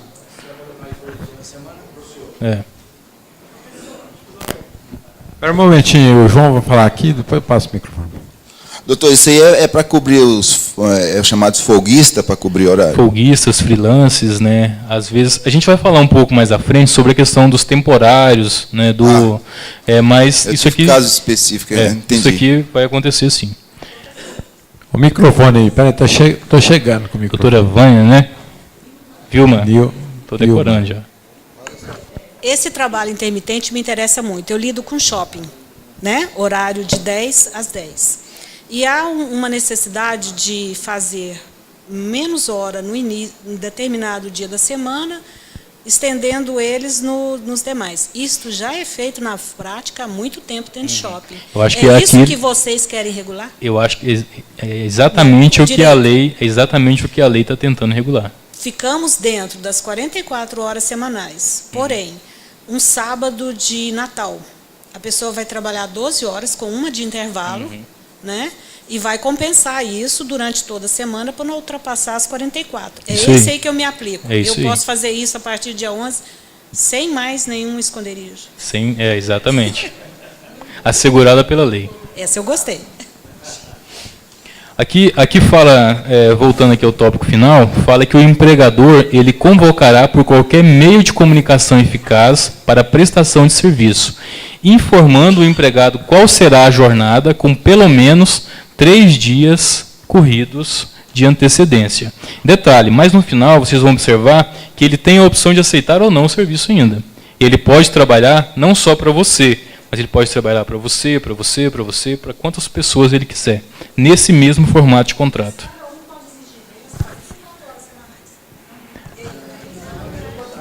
Vai depender do contrato celebrado, né? Não vai ser exatamente as 44 horas semanais. Eu acho que se você colocar ele dentro dos 44 semanais, ele vai deixar de ser intermitente. Entendeu? Aí ele vai ser já um outro formato de contrato.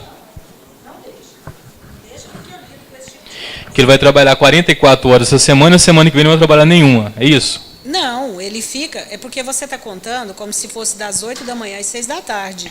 Um shopping center, ele abre 10 da manhã e fecha às 10 da noite. Então, 44 horas é extremamente ajustável nesse horário. Entendi. Entendeu? Por isso que eu estou te falando. Entendi. Maurinho, a colega lá quer perguntar.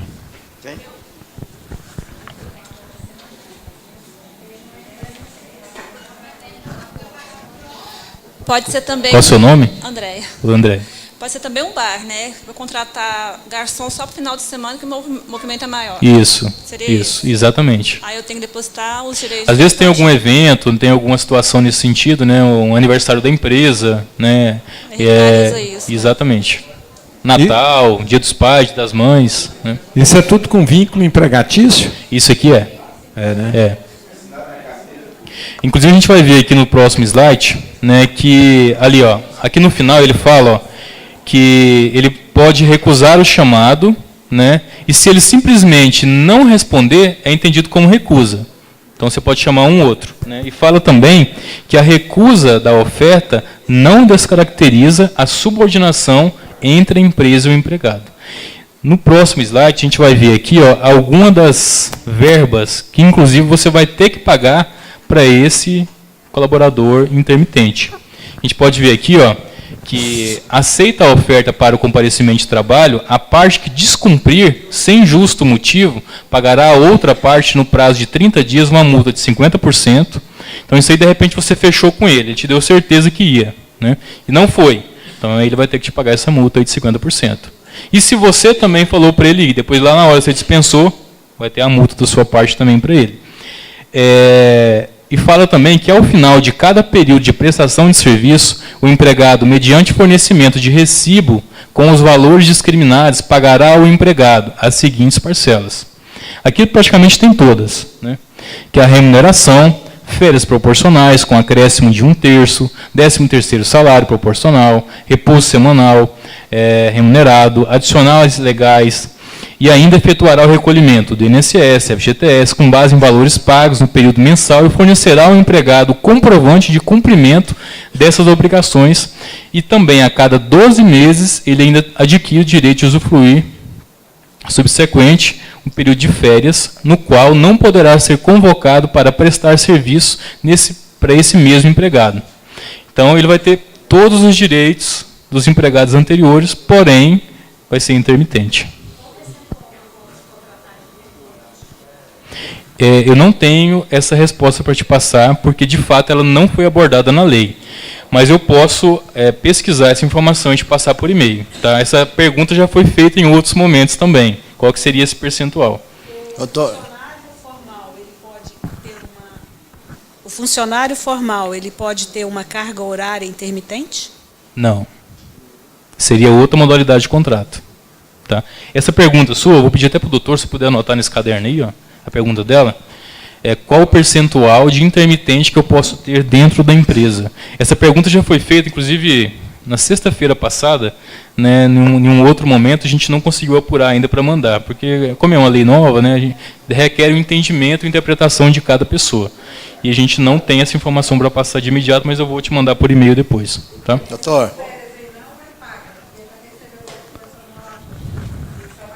Ele tem esse direito. Não, vai...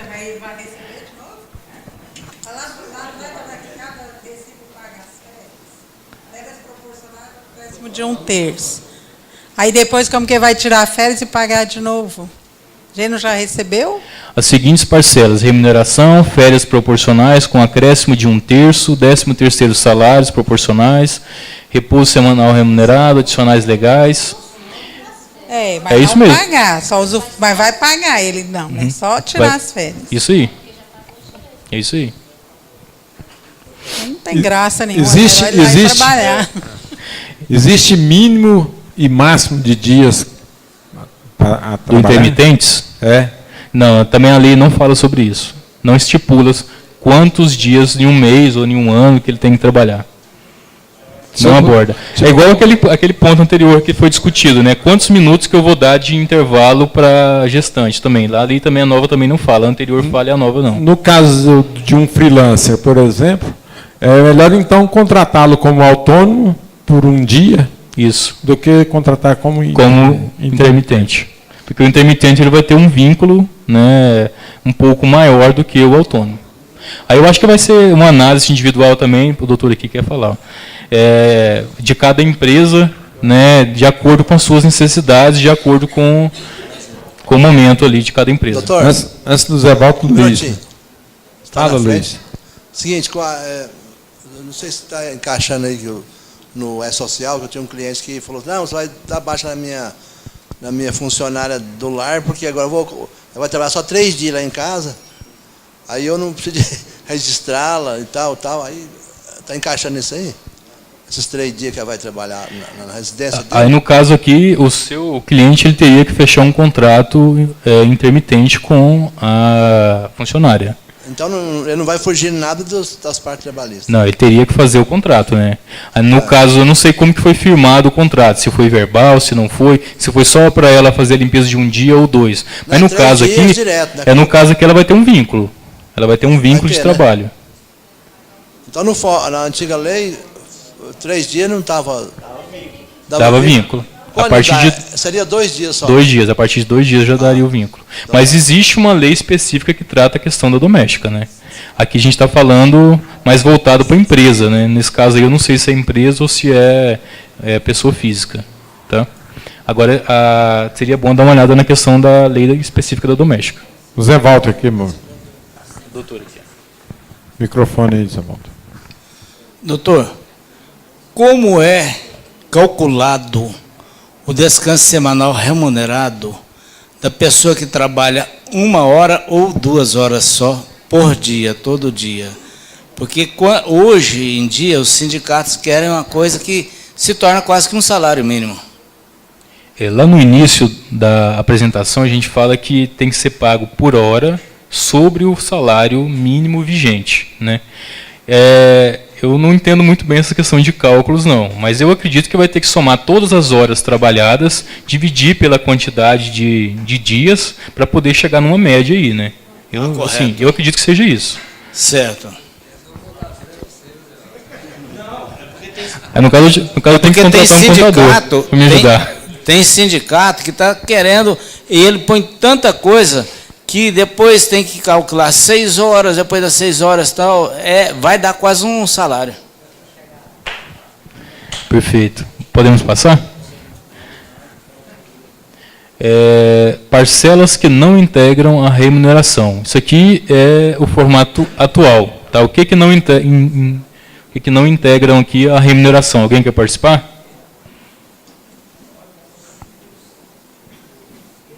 Ninguém quer participar? Fala aí, Geraldo, o que integra a remuneração? Não integra a remuneração hoje?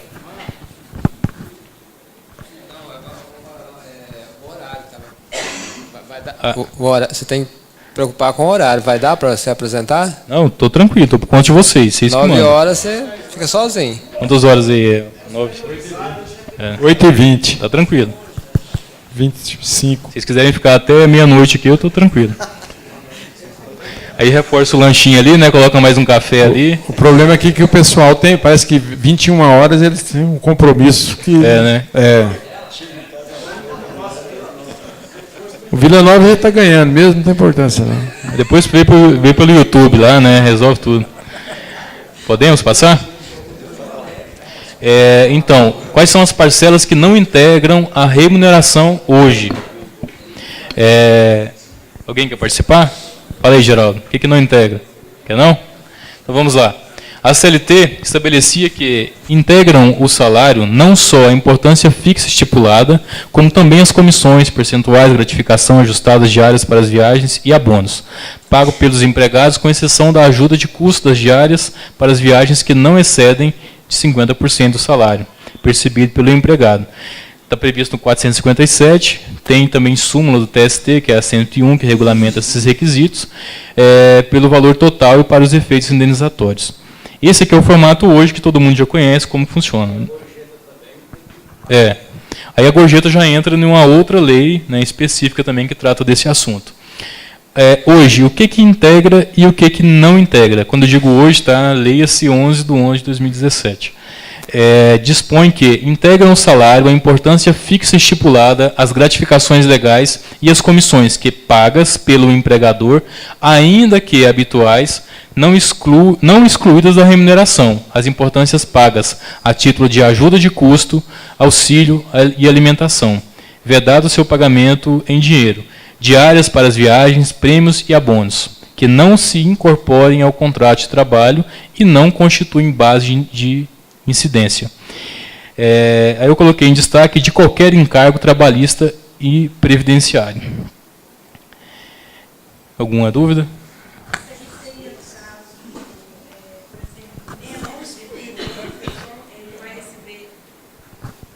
Meta, prêmio, alguma coisa assim.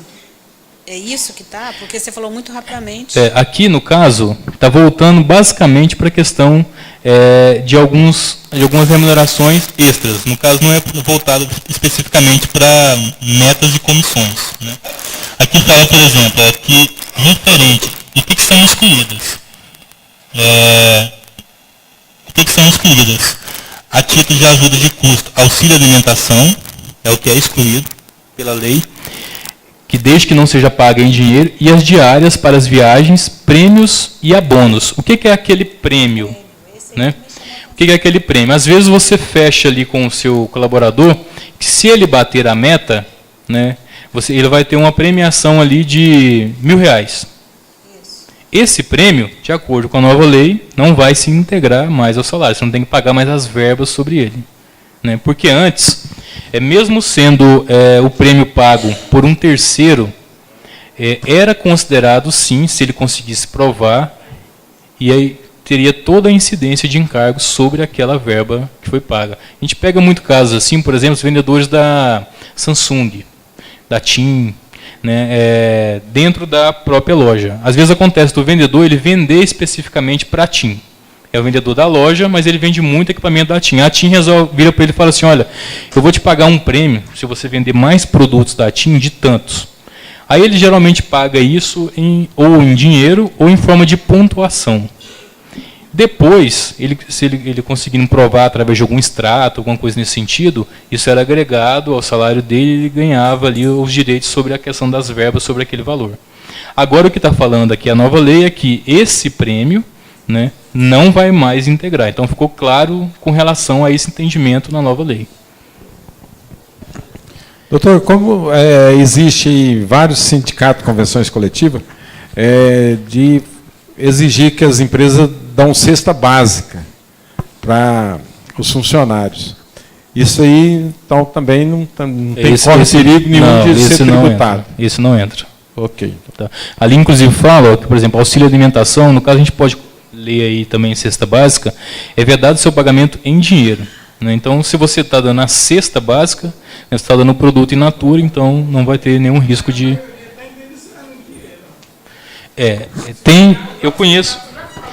Eu conheço algumas empresas que elas fizeram parcerias com um banco e tem aquele cartão, ticket de alimentação ou vale-refeição, eles depositam ali e descontam na folha de pagamento um percentual.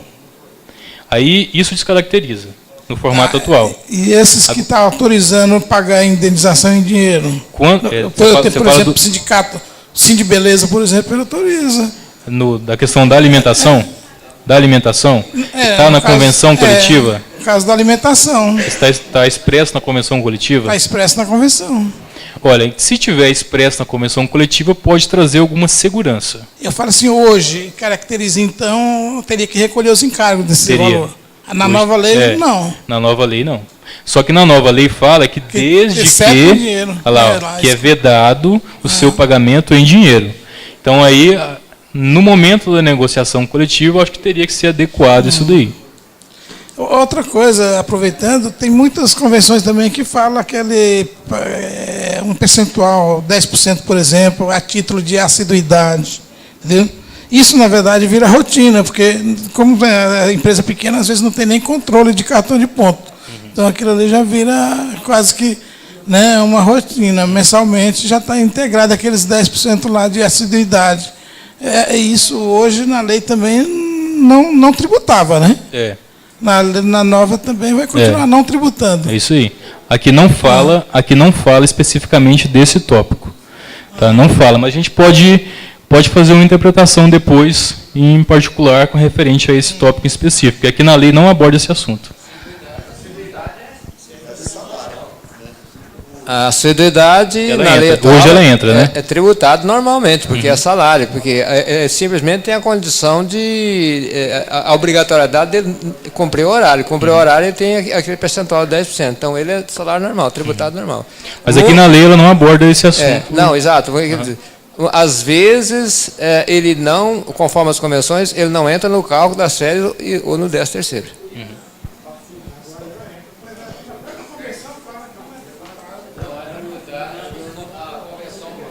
A própria convenção fala desses 10% que não é tributado, não, entendeu? Está na convenção. Então foi negociado, então.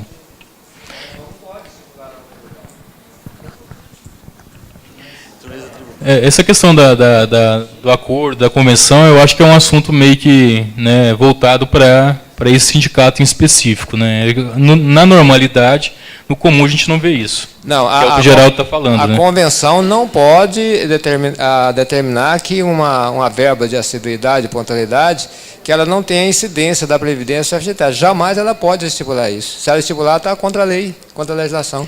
É o seguinte, me manda ela por e-mail depois, que eu devolvo para você com a análise em cima dela, por favor. A pergunta ali. A minha amiga Divina chegou aí. Tinha visto ela ainda. Está caladinha hoje. Doutor, fala muito aí nessa legislação de restrição de direito, ou seja, reduzindo o direito do trabalhador. Mas está surgindo aqui na minha cabeça, não sei se o senhor vai falar depois, o coletivo vai continuar ainda, né? É só as polêmicas, algumas polêmicas, porque as empresas ainda vão continuar com o acordo coletivo. Sim, vai. Ah, tá. Acordo coletivo, convenção coletiva vai prevalecer. Só que eu ainda vou entrar no tópico que vai falar sobre o acordado, sobre o legislado, que eu vou explicar a questão do acordo individual. Tá certo, obrigada. Nada. Pode passar? Vamos passar, senão não vamos dar tempo de ver. Equiparação salarial. Alguém aqui já viu algum pedido de equiparação salarial? Já teve algum problema, algum pedido nesse sentido ou não? Já teve? Tá. Né? Então, como que funciona no formato atual? A CLT determina que todo trabalhador de igual valor, sendo de idêntica função, prestado no mesmo empregador na mesma localidade, corresponderia de igual salário, sem distinção de sexo, nacionalidade, idade, produtividade, com a mesma perfeição técnica entre pessoas cuja diferença de tempo de serviço não fosse superior a 2 anos. Esse assunto ele já foi simulado também pelo TST na súmula 6, onde fala que, para efeito de equiparação de salário, em caso de trabalho igual, conta-se o tempo de serviço na função e não no emprego. Esse tópico aqui, ele sofreu algumas alterações, principalmente voltada à questão do local de prestação de serviço. Antes, se você trabalhasse em Goiânia e ele trabalhasse em Anápolis, mas exercesse a mesma função, você poderia pedir equiparação salarial, né, dentro dos requisitos da equiparação salarial. No formato atual, dentro dessas alterações que foram feitas, aqui já fala que tem que ser, lá antes era na mesma localidade, agora tem que ser dentro do mesmo espaço, dentro do mesmo estabelecimento, no mesmo endereço. É um dos primeiros requisitos. Fala também que o empregador, caso não seja superior para o serviço, para o mesmo empregador, não seja superior a 4 anos, e a diferença de tempo na função não seja superior a 2 anos, antes a diferença era de tempo na função não superior a 2 anos.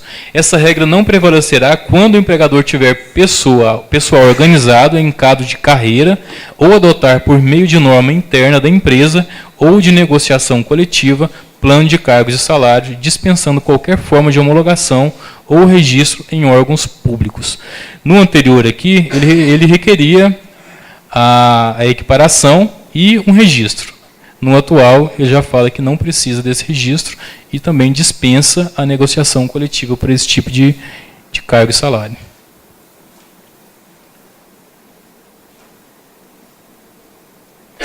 Dentro ainda da equiparação, ele fala sobre a questão das promoções, onde poderão ser feitas por merecimento ou por antiguidade ou por apenas um destes critérios. A equiparação também, salarial, só será possível entre empregados contemporâneos no cargo ou na função, ficando vedada a indicação de paradigmas remotos. Essa questão do paradigma é interessante, que se a pessoa tiver saído da empresa, ele já não pode indicar ela como paradigma. Na anterior, poderia estar indicando sim como paradigma. A pessoa tem que estar trabalhando para ele poder fazer essa indicação. Isso aqui somente em casos judiciais, tá? Em casos pontuais já não entra. Eu vi que esse caso aqui não é um caso muito discutido por vocês, né? Vamos lá. A incorporação da gratificação de função. Como que funciona hoje? A CLT estabelece que não se considera alteração unilateral e determinação do empregado para que o empregado reverta ao seu cargo efetivo anterior ocupado, deixando o exercício da função de confiança. Todavia, o TST consolidou no seu entendimento na súmula 372 de que a percebida gratificação de função por 10 anos ou mais pelo empregado, se o empregador, sem justo motivo, revertê-lo a seu cargo efetivo, não poderá retirar-lhe essa gratificação. Isso que vocês conhecem, né? Essa gratificação, que é acima de 10 anos, a pessoa já tem o direito adquirido. Na lei nova, ela já trabalha um pouco mais essa informação, que o pedido de demissão ou recibo de quitação de rescisão de contrato de trabalho, acho que eu passei mais um, né? Situação da lei, antes da lei. Tá. Esse aqui é o que diz a lei nova. Dispõe a todo trabalho de igual valor, sendo idêntica a função... Isso que eu já li, né? Eu estou me confundindo aqui. Ah, é aqui. A CLT previa que a pedido de demissão de quitação da rescisão de contrato de trabalho firmado pelo empregado com mais de 1 ano de serviço só seria válido quando feito com assistência do representante do sindicato. Esse ato seria realizado sem ônus para o trabalhador e empregador e neste momento, quando devido, o empregado deveria integrar a sua guia de FGTS e seguro-desemprego. O pagamento das parcelas constantes do instrumento de rescisão de recibo de quitação deverá ser efetuado nos seguintes prazos: até o 5º dia útil imediato, a término do contrato e até o 10º dia, contados da data da notificação de demissão, quando da ausência do aviso prévio indenizado no mesmo ou dispensa do seu cumprimento. Nesse caso aqui, tem até uma súmula do TST, né, que é a 330, que dispõe sobre essa questão da quitação com assistência da entidade sindical. Isso aqui é o formato atual. No formato novo, foi revogada a obrigatoriedade, né, de homologação junto ao sindicato. Então, mesmo se a pessoa tiver mais de 1 ano, após o dia 11/11, não vai ser mais necessário aquele deslocamento até o sindicato para fazer aquela homologação daquela rescisão. Pode ser feito na própria empresa. Foi tirada a contribuição assistencial obrigatória, né? Agora, mais isso daqui do sindicato, eu acho que vai tirar um grande movimento de dentro do sindicato isso daqui. Um momentinho, Sala. Mas para os funcionários com mais de 1 ano, não estava determinado que seria agora o Ministério do Trabalho que faria essa homologação? O Ministério do Trabalho ele faz a homologação quando na ausência do sindicato. De repente o sindicato fica numa cidade distante, mas lá naquela localidade tem o Ministério do Trabalho, aí você pode fazer sim no Ministério do Trabalho. E qual que, independente de ter 1, 2 ou 10 anos, será feito na própria empresa? Na própria empresa. Se o funcionário se sentir lesado, ele terá que ir à justiça? Ele procura um advogado. Ah, que ótimo.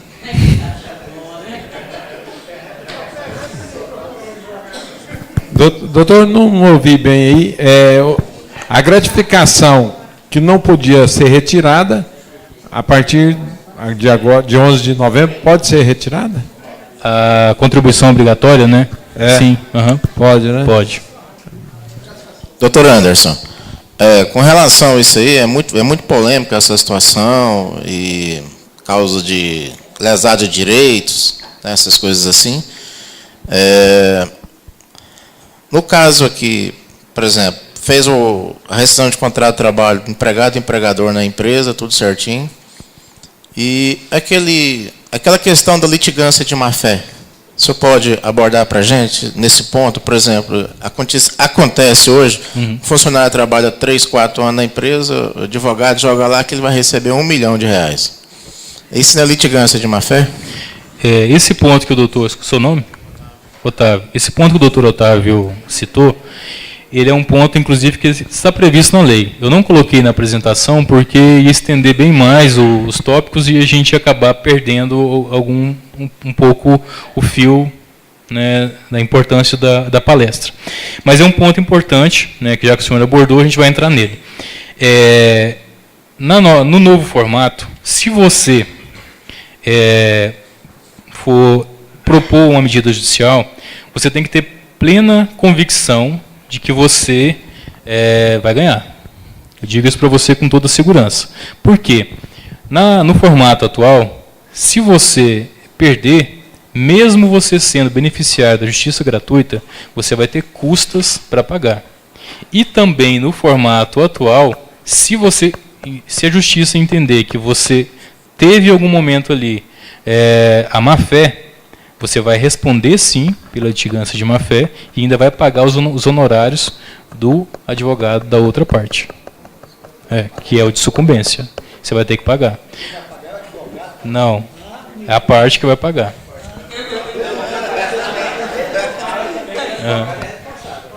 Aí, qual é a responsabilidade do advogado em cima de tudo isso? Estou entendendo essa. Tá, qual que é a responsabilidade do advogado? Quando você procura um advogado, a nossa obrigação é falar, doutor, é o seguinte, dentro do que o senhor está me pedindo, as suas possibilidades são de 50%. Dentro dessa possibilidade de 50%, você corre o risco de ganhar ou perder. Se você perder, você vai ter que pagar custas, honorários e pode responder ainda, caso seja o entendimento. Mas a maioria fala assim, entra com isso aqui que você vai ganhar, embui na cabeça do cara, ó. Hoje, tá. Eu não posso responder, doutor, pela atitude de outros profissionais. Né? Da mesma forma que eu acho que o senhor, como contador, não pode responder pelo seu vizinho do lado. Né?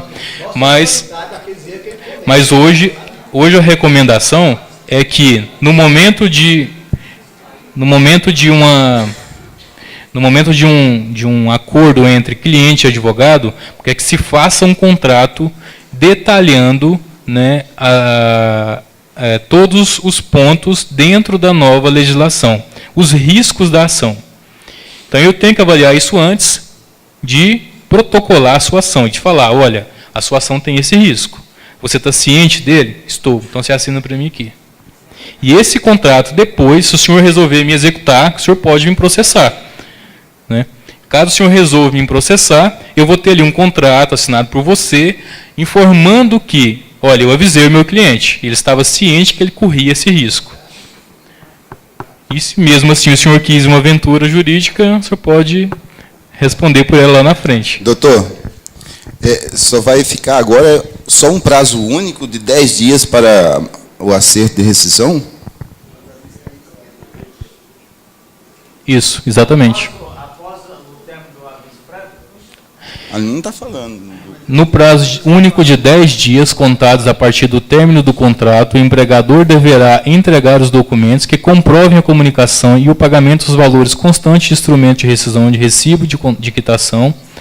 E a anotação da CTPS passa a ser um documento hábil para requerer benefício de seguro-desemprego. É isso mesmo, prazo único de 10 dias.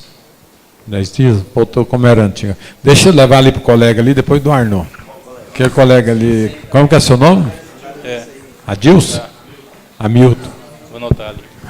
Hamilton. Doutor. Anota para mim a dúvida dele. Espera aí só um pouquinho. Espera só um pouquinho, Hamilton. Como que é a pergunta aí? Anota para ele a dúvida lá.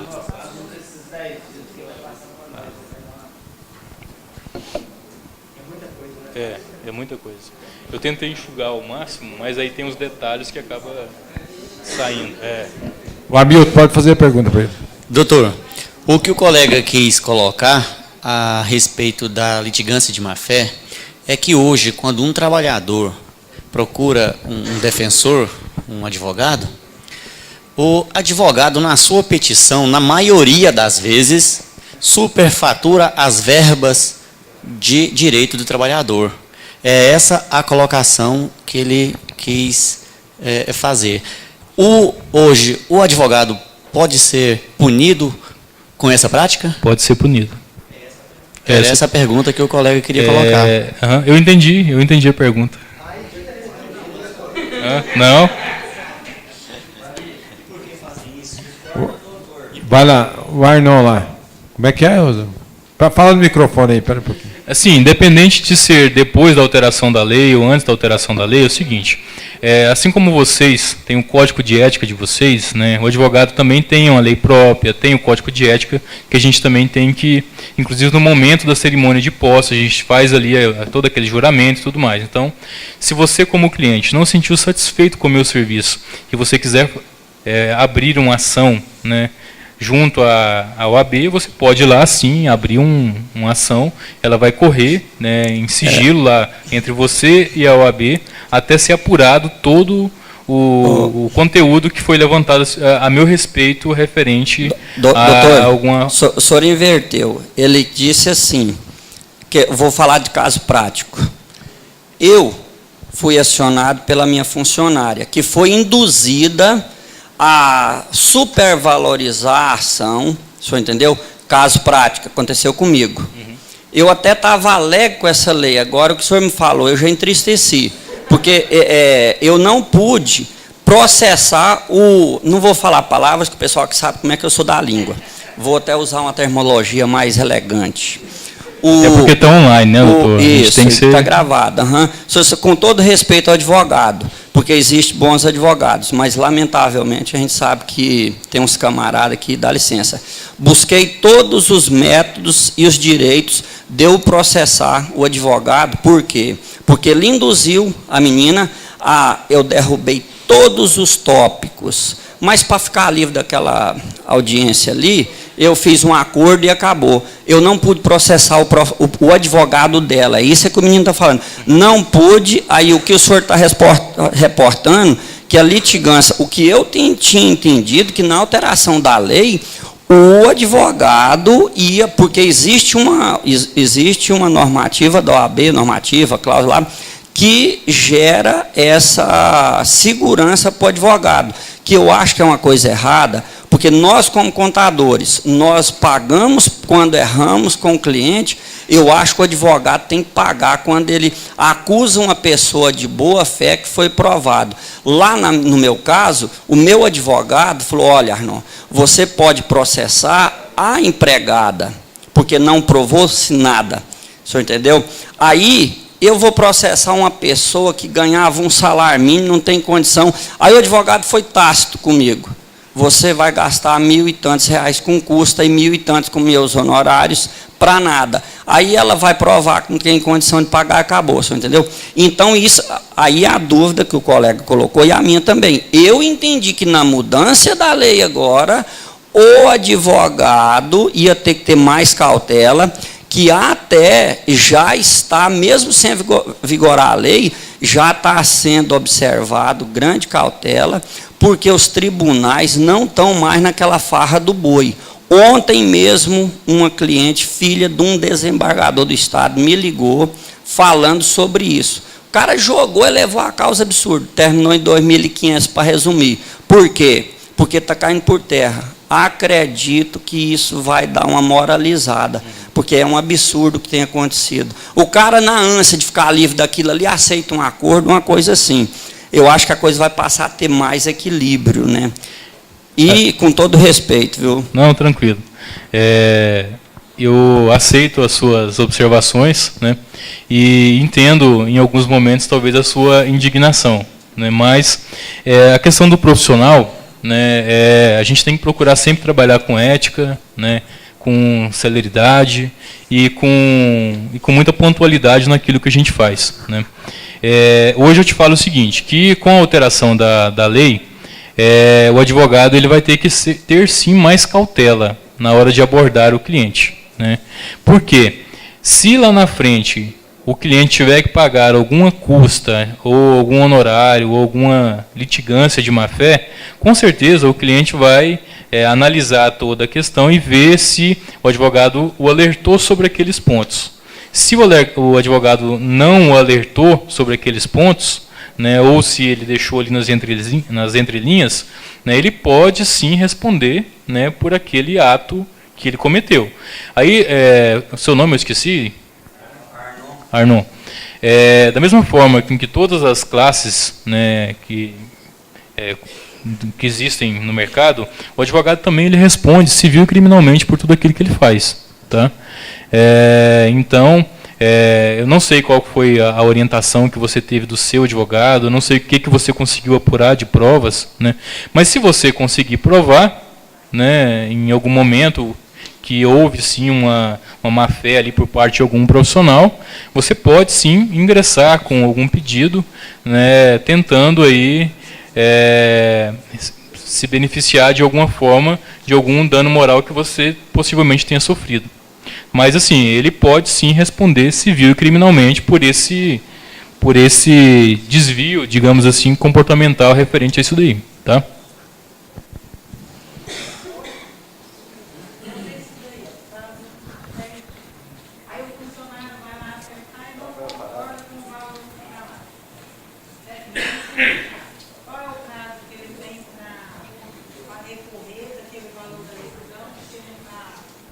Com que ele quer receber. Mas aí ele já recebeu ou não? Não, sem ter recebido. Ele vai lá na empresa para fazer o acerto, dentro desse prazo de 10 dias. Aí ele chega lá e não concorda com o valor que está na rescisão. Como aí, que faz? Aí eu sugiro para você fazer uma ressalva. Você faz uma ressalva no TRCT, tá? E na própria ressalva você já acorda com ele ali qual que vai ser o próximo prazo. Porque não tem essa previsão na lei também. Pois é, igual assim, tem muita gente que trabalha que não entende das coisas. Às vezes tem funcionário assim que não tem muito estudo. Toda vez vai fazer alguma rescisão, chega lá, eles acham que vai receber muito. Tem uns mal, sabe ler. Como que vai ser desse pessoal se não é no sindicato? No sindicato, eu acredito que o funcionário tinha mais segurança, né? Isso. Porque estava ali o empregado, o empregador e o sindicato. Então trazia uma certa segurança ali na hora da homologação. Como agora ele vai estar, né, ele e o empregado apenas, vai estar desprovido da presença do sindicato, né, acredito que ele pode sim sentir alguma insegurança. Então, se ele sentir essa insegurança, e você quiser trazer uma segurança para aquele ato específico, eu sugiro que faça ali uma ressalva no próprio TRCT, informamos que, devido às divergências apontadas pelo colaborador, sugerido por ele um prazo de mais 10 dias para concluirmos a averiguação e o pagamento das verbas como um todo. E aí peça para ele assinar embaixo para trazer segurança para o empregado e para o empregador.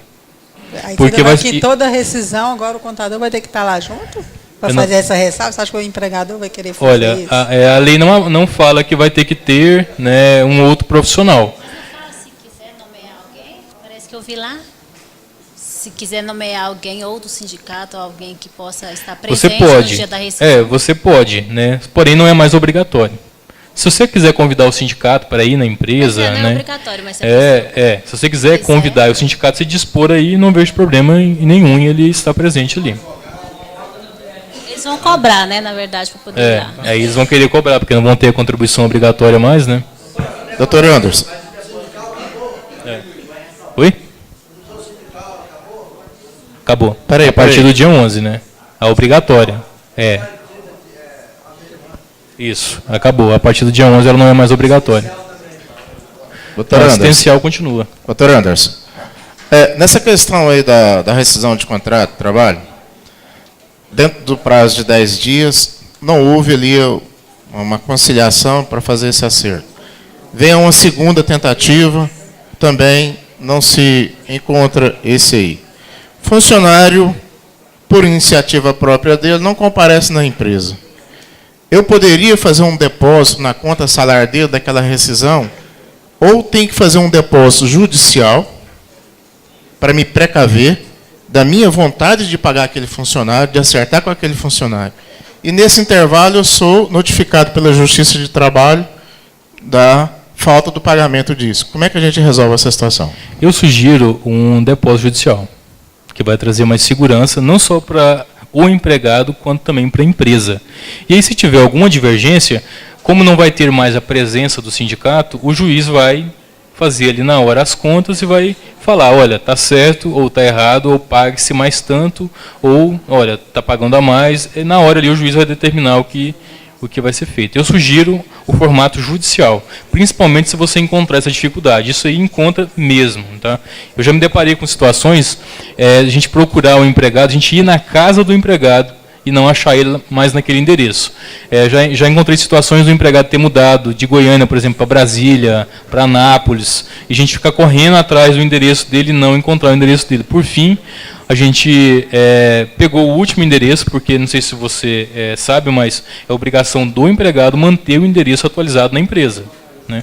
A gente citou no último endereço, né, por coincidência, a mãe dele morava na casa da frente, ele morava no fundo, e ele tinha mudado, a gente conseguiu citar através da mãe, e ele compareceu na audiência no dia, né, e deu tudo certo.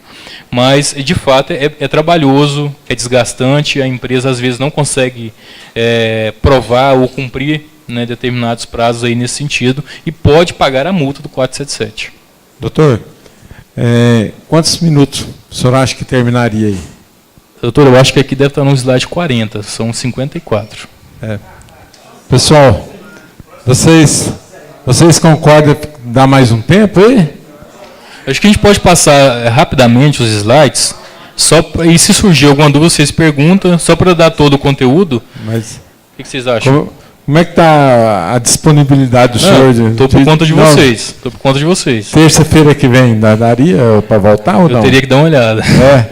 Mas se eu puder na terça, a gente pode marcar para outra. Aí eu continuo daqui onde a gente parou. Pode ser? É porque Então, isso. Antes de nós sairmos aí, espera aí só um pouquinho aí, todo mundo apavorado para sair. Vamos agradecer o doutor Anderson aqui, então, colocando para ele despedir de nós aqui e prometendo, se não der na terça-feira que vem, na outra terça-feira, ele estaria complementando a palestra aqui, que, na realidade, a intenção dele é das melhores possíveis, explanar melhor possivelmente para nós, e foi o que demorou um pouco a explanação de toda a matéria. Então, se ele concordar e vocês concordarem, a gente põe no site para terça-feira que vem, ou então na outra terça-feira, vai depender da... Eu aviso amanhã para vocês, vou dar só uma olhada lá e aviso. Então, doutor, eu queria agradecer a presença do senhor e dar uma salva de palmas aí para ele. Pessoal, é o seguinte, pode apagar aqui? Deixa o doutor agradecer. Não, só vou falar para ele que não vou disponibilizar aqui. Ué, como que eu saio daqui? Nós vamos fazer o seguinte, pessoal. Pode colocar, não salvar? Salva que eu terei. Salva, tá bom. Nós vamos disponibilizar desta maneira aqui, ó. Vamos supor, é essa daqui. Não, essa. O que tem aí? Peraí. Não, nós vamos disponibilizar no site do jeito que está aqui, ó. Doutor, essa daí é a CLT com as suas alterações. Certo. Aí dentro daquela outra apresentação que eu mandei, tem a apresentação como todo, com algumas explicações a mais. Aí é só o entendimento cru da lei. Tá, cru da lei. Isso. Que nós vamos apresentar dessa maneira, depois tem, aí, então, o que é essa daqui, isso aqui está falando, ó, aí está explicando lá que isso aqui foi revogado, coisa assim, e aí vocês podem ver aqui a lei antiga e a lei nova aqui, ó. Essas possibilidades que vou colocar para ele aqui, é autorizar de fazer isso. Então vocês vão colocar aqui a lei antiga, a lei nova. A lei antiga, o que foi alterado, aquilo que não foi alterado, permanece do jeito que está, certo? Aí vai desse jeito aqui, ó. Tá? Everaldo, deixa eu fazer uma perguntinha para ele final. Pergunta final aqui. A saideira, deixa eu fazer a saideira para ele aqui. Esse microfone aí está falando, não, mãe. Então fala próximo aí. É o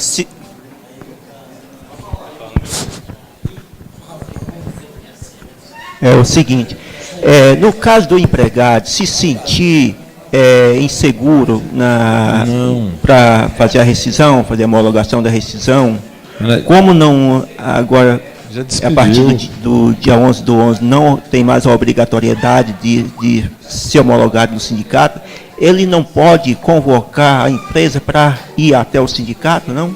Porque se convocar o sindicato para ir até a empresa, pode não querer ir, porque ele não tem mais a contribuição, né? O empregado não pode, vai correr o risco também da empresa não querer ir, né? Mas ele não pode. Isso vai depender, de fato, da negociação do momento ali, né? Se a empresa tem essa disposição, porque ela vai falar, olha, eu não sou obrigado a mais a ir, né? Se ela se disponibilizar aí, ela vai. Se ela não quiser se disponibilizar, ela vai mostrar ali uma certa resistência naquele momento e não vai. Na terça-feira nós relemos isso aí, doutor. A palavra está com o senhor, se o senhor quiser despedir aí. Viu? Agradeço. Pessoal, só para encerrar então, eu agradeço a presença de todos vocês, tá? Eu espero que eu tenha conseguido atingir todas as dúvidas, tá? Caso não tenha atingido as dúvidas, eu peço que me procurem, me passem por escrito, posso responder por e-mail para vocês. Tem WhatsApp também, tá? Fica disponível o dia todo. Não vou conseguir responder toda hora, mas deixa ali na caixa de entrada, a hora que dá um tempinho eu vou responder, tá? Então eu estou à disposição de vocês, Estou montando um site, inclusive meu amigo ele vai me ajudar, né? Estou montando um site, vai disponibilizar para mim alguns materiais também no site. E o que vocês precisarem, é só me ligar, me mandar torpedo, mandar mensagem. Eu estou à disposição mesmo. Muito obrigado pelo nosso presidente, vice-presidente, por disponibilizar o espaço e a gente conseguir aqui contribuir de alguma forma com algumas dúvidas que, caso vocês tenham, a gente está à disposição. Obrigado. Obrigado a todos. Uma boa noite para vocês. Uma boa semana. Geraldo. Lembrando que essa matéria vai estar disponível no site, viu, gente? Ô, Eros.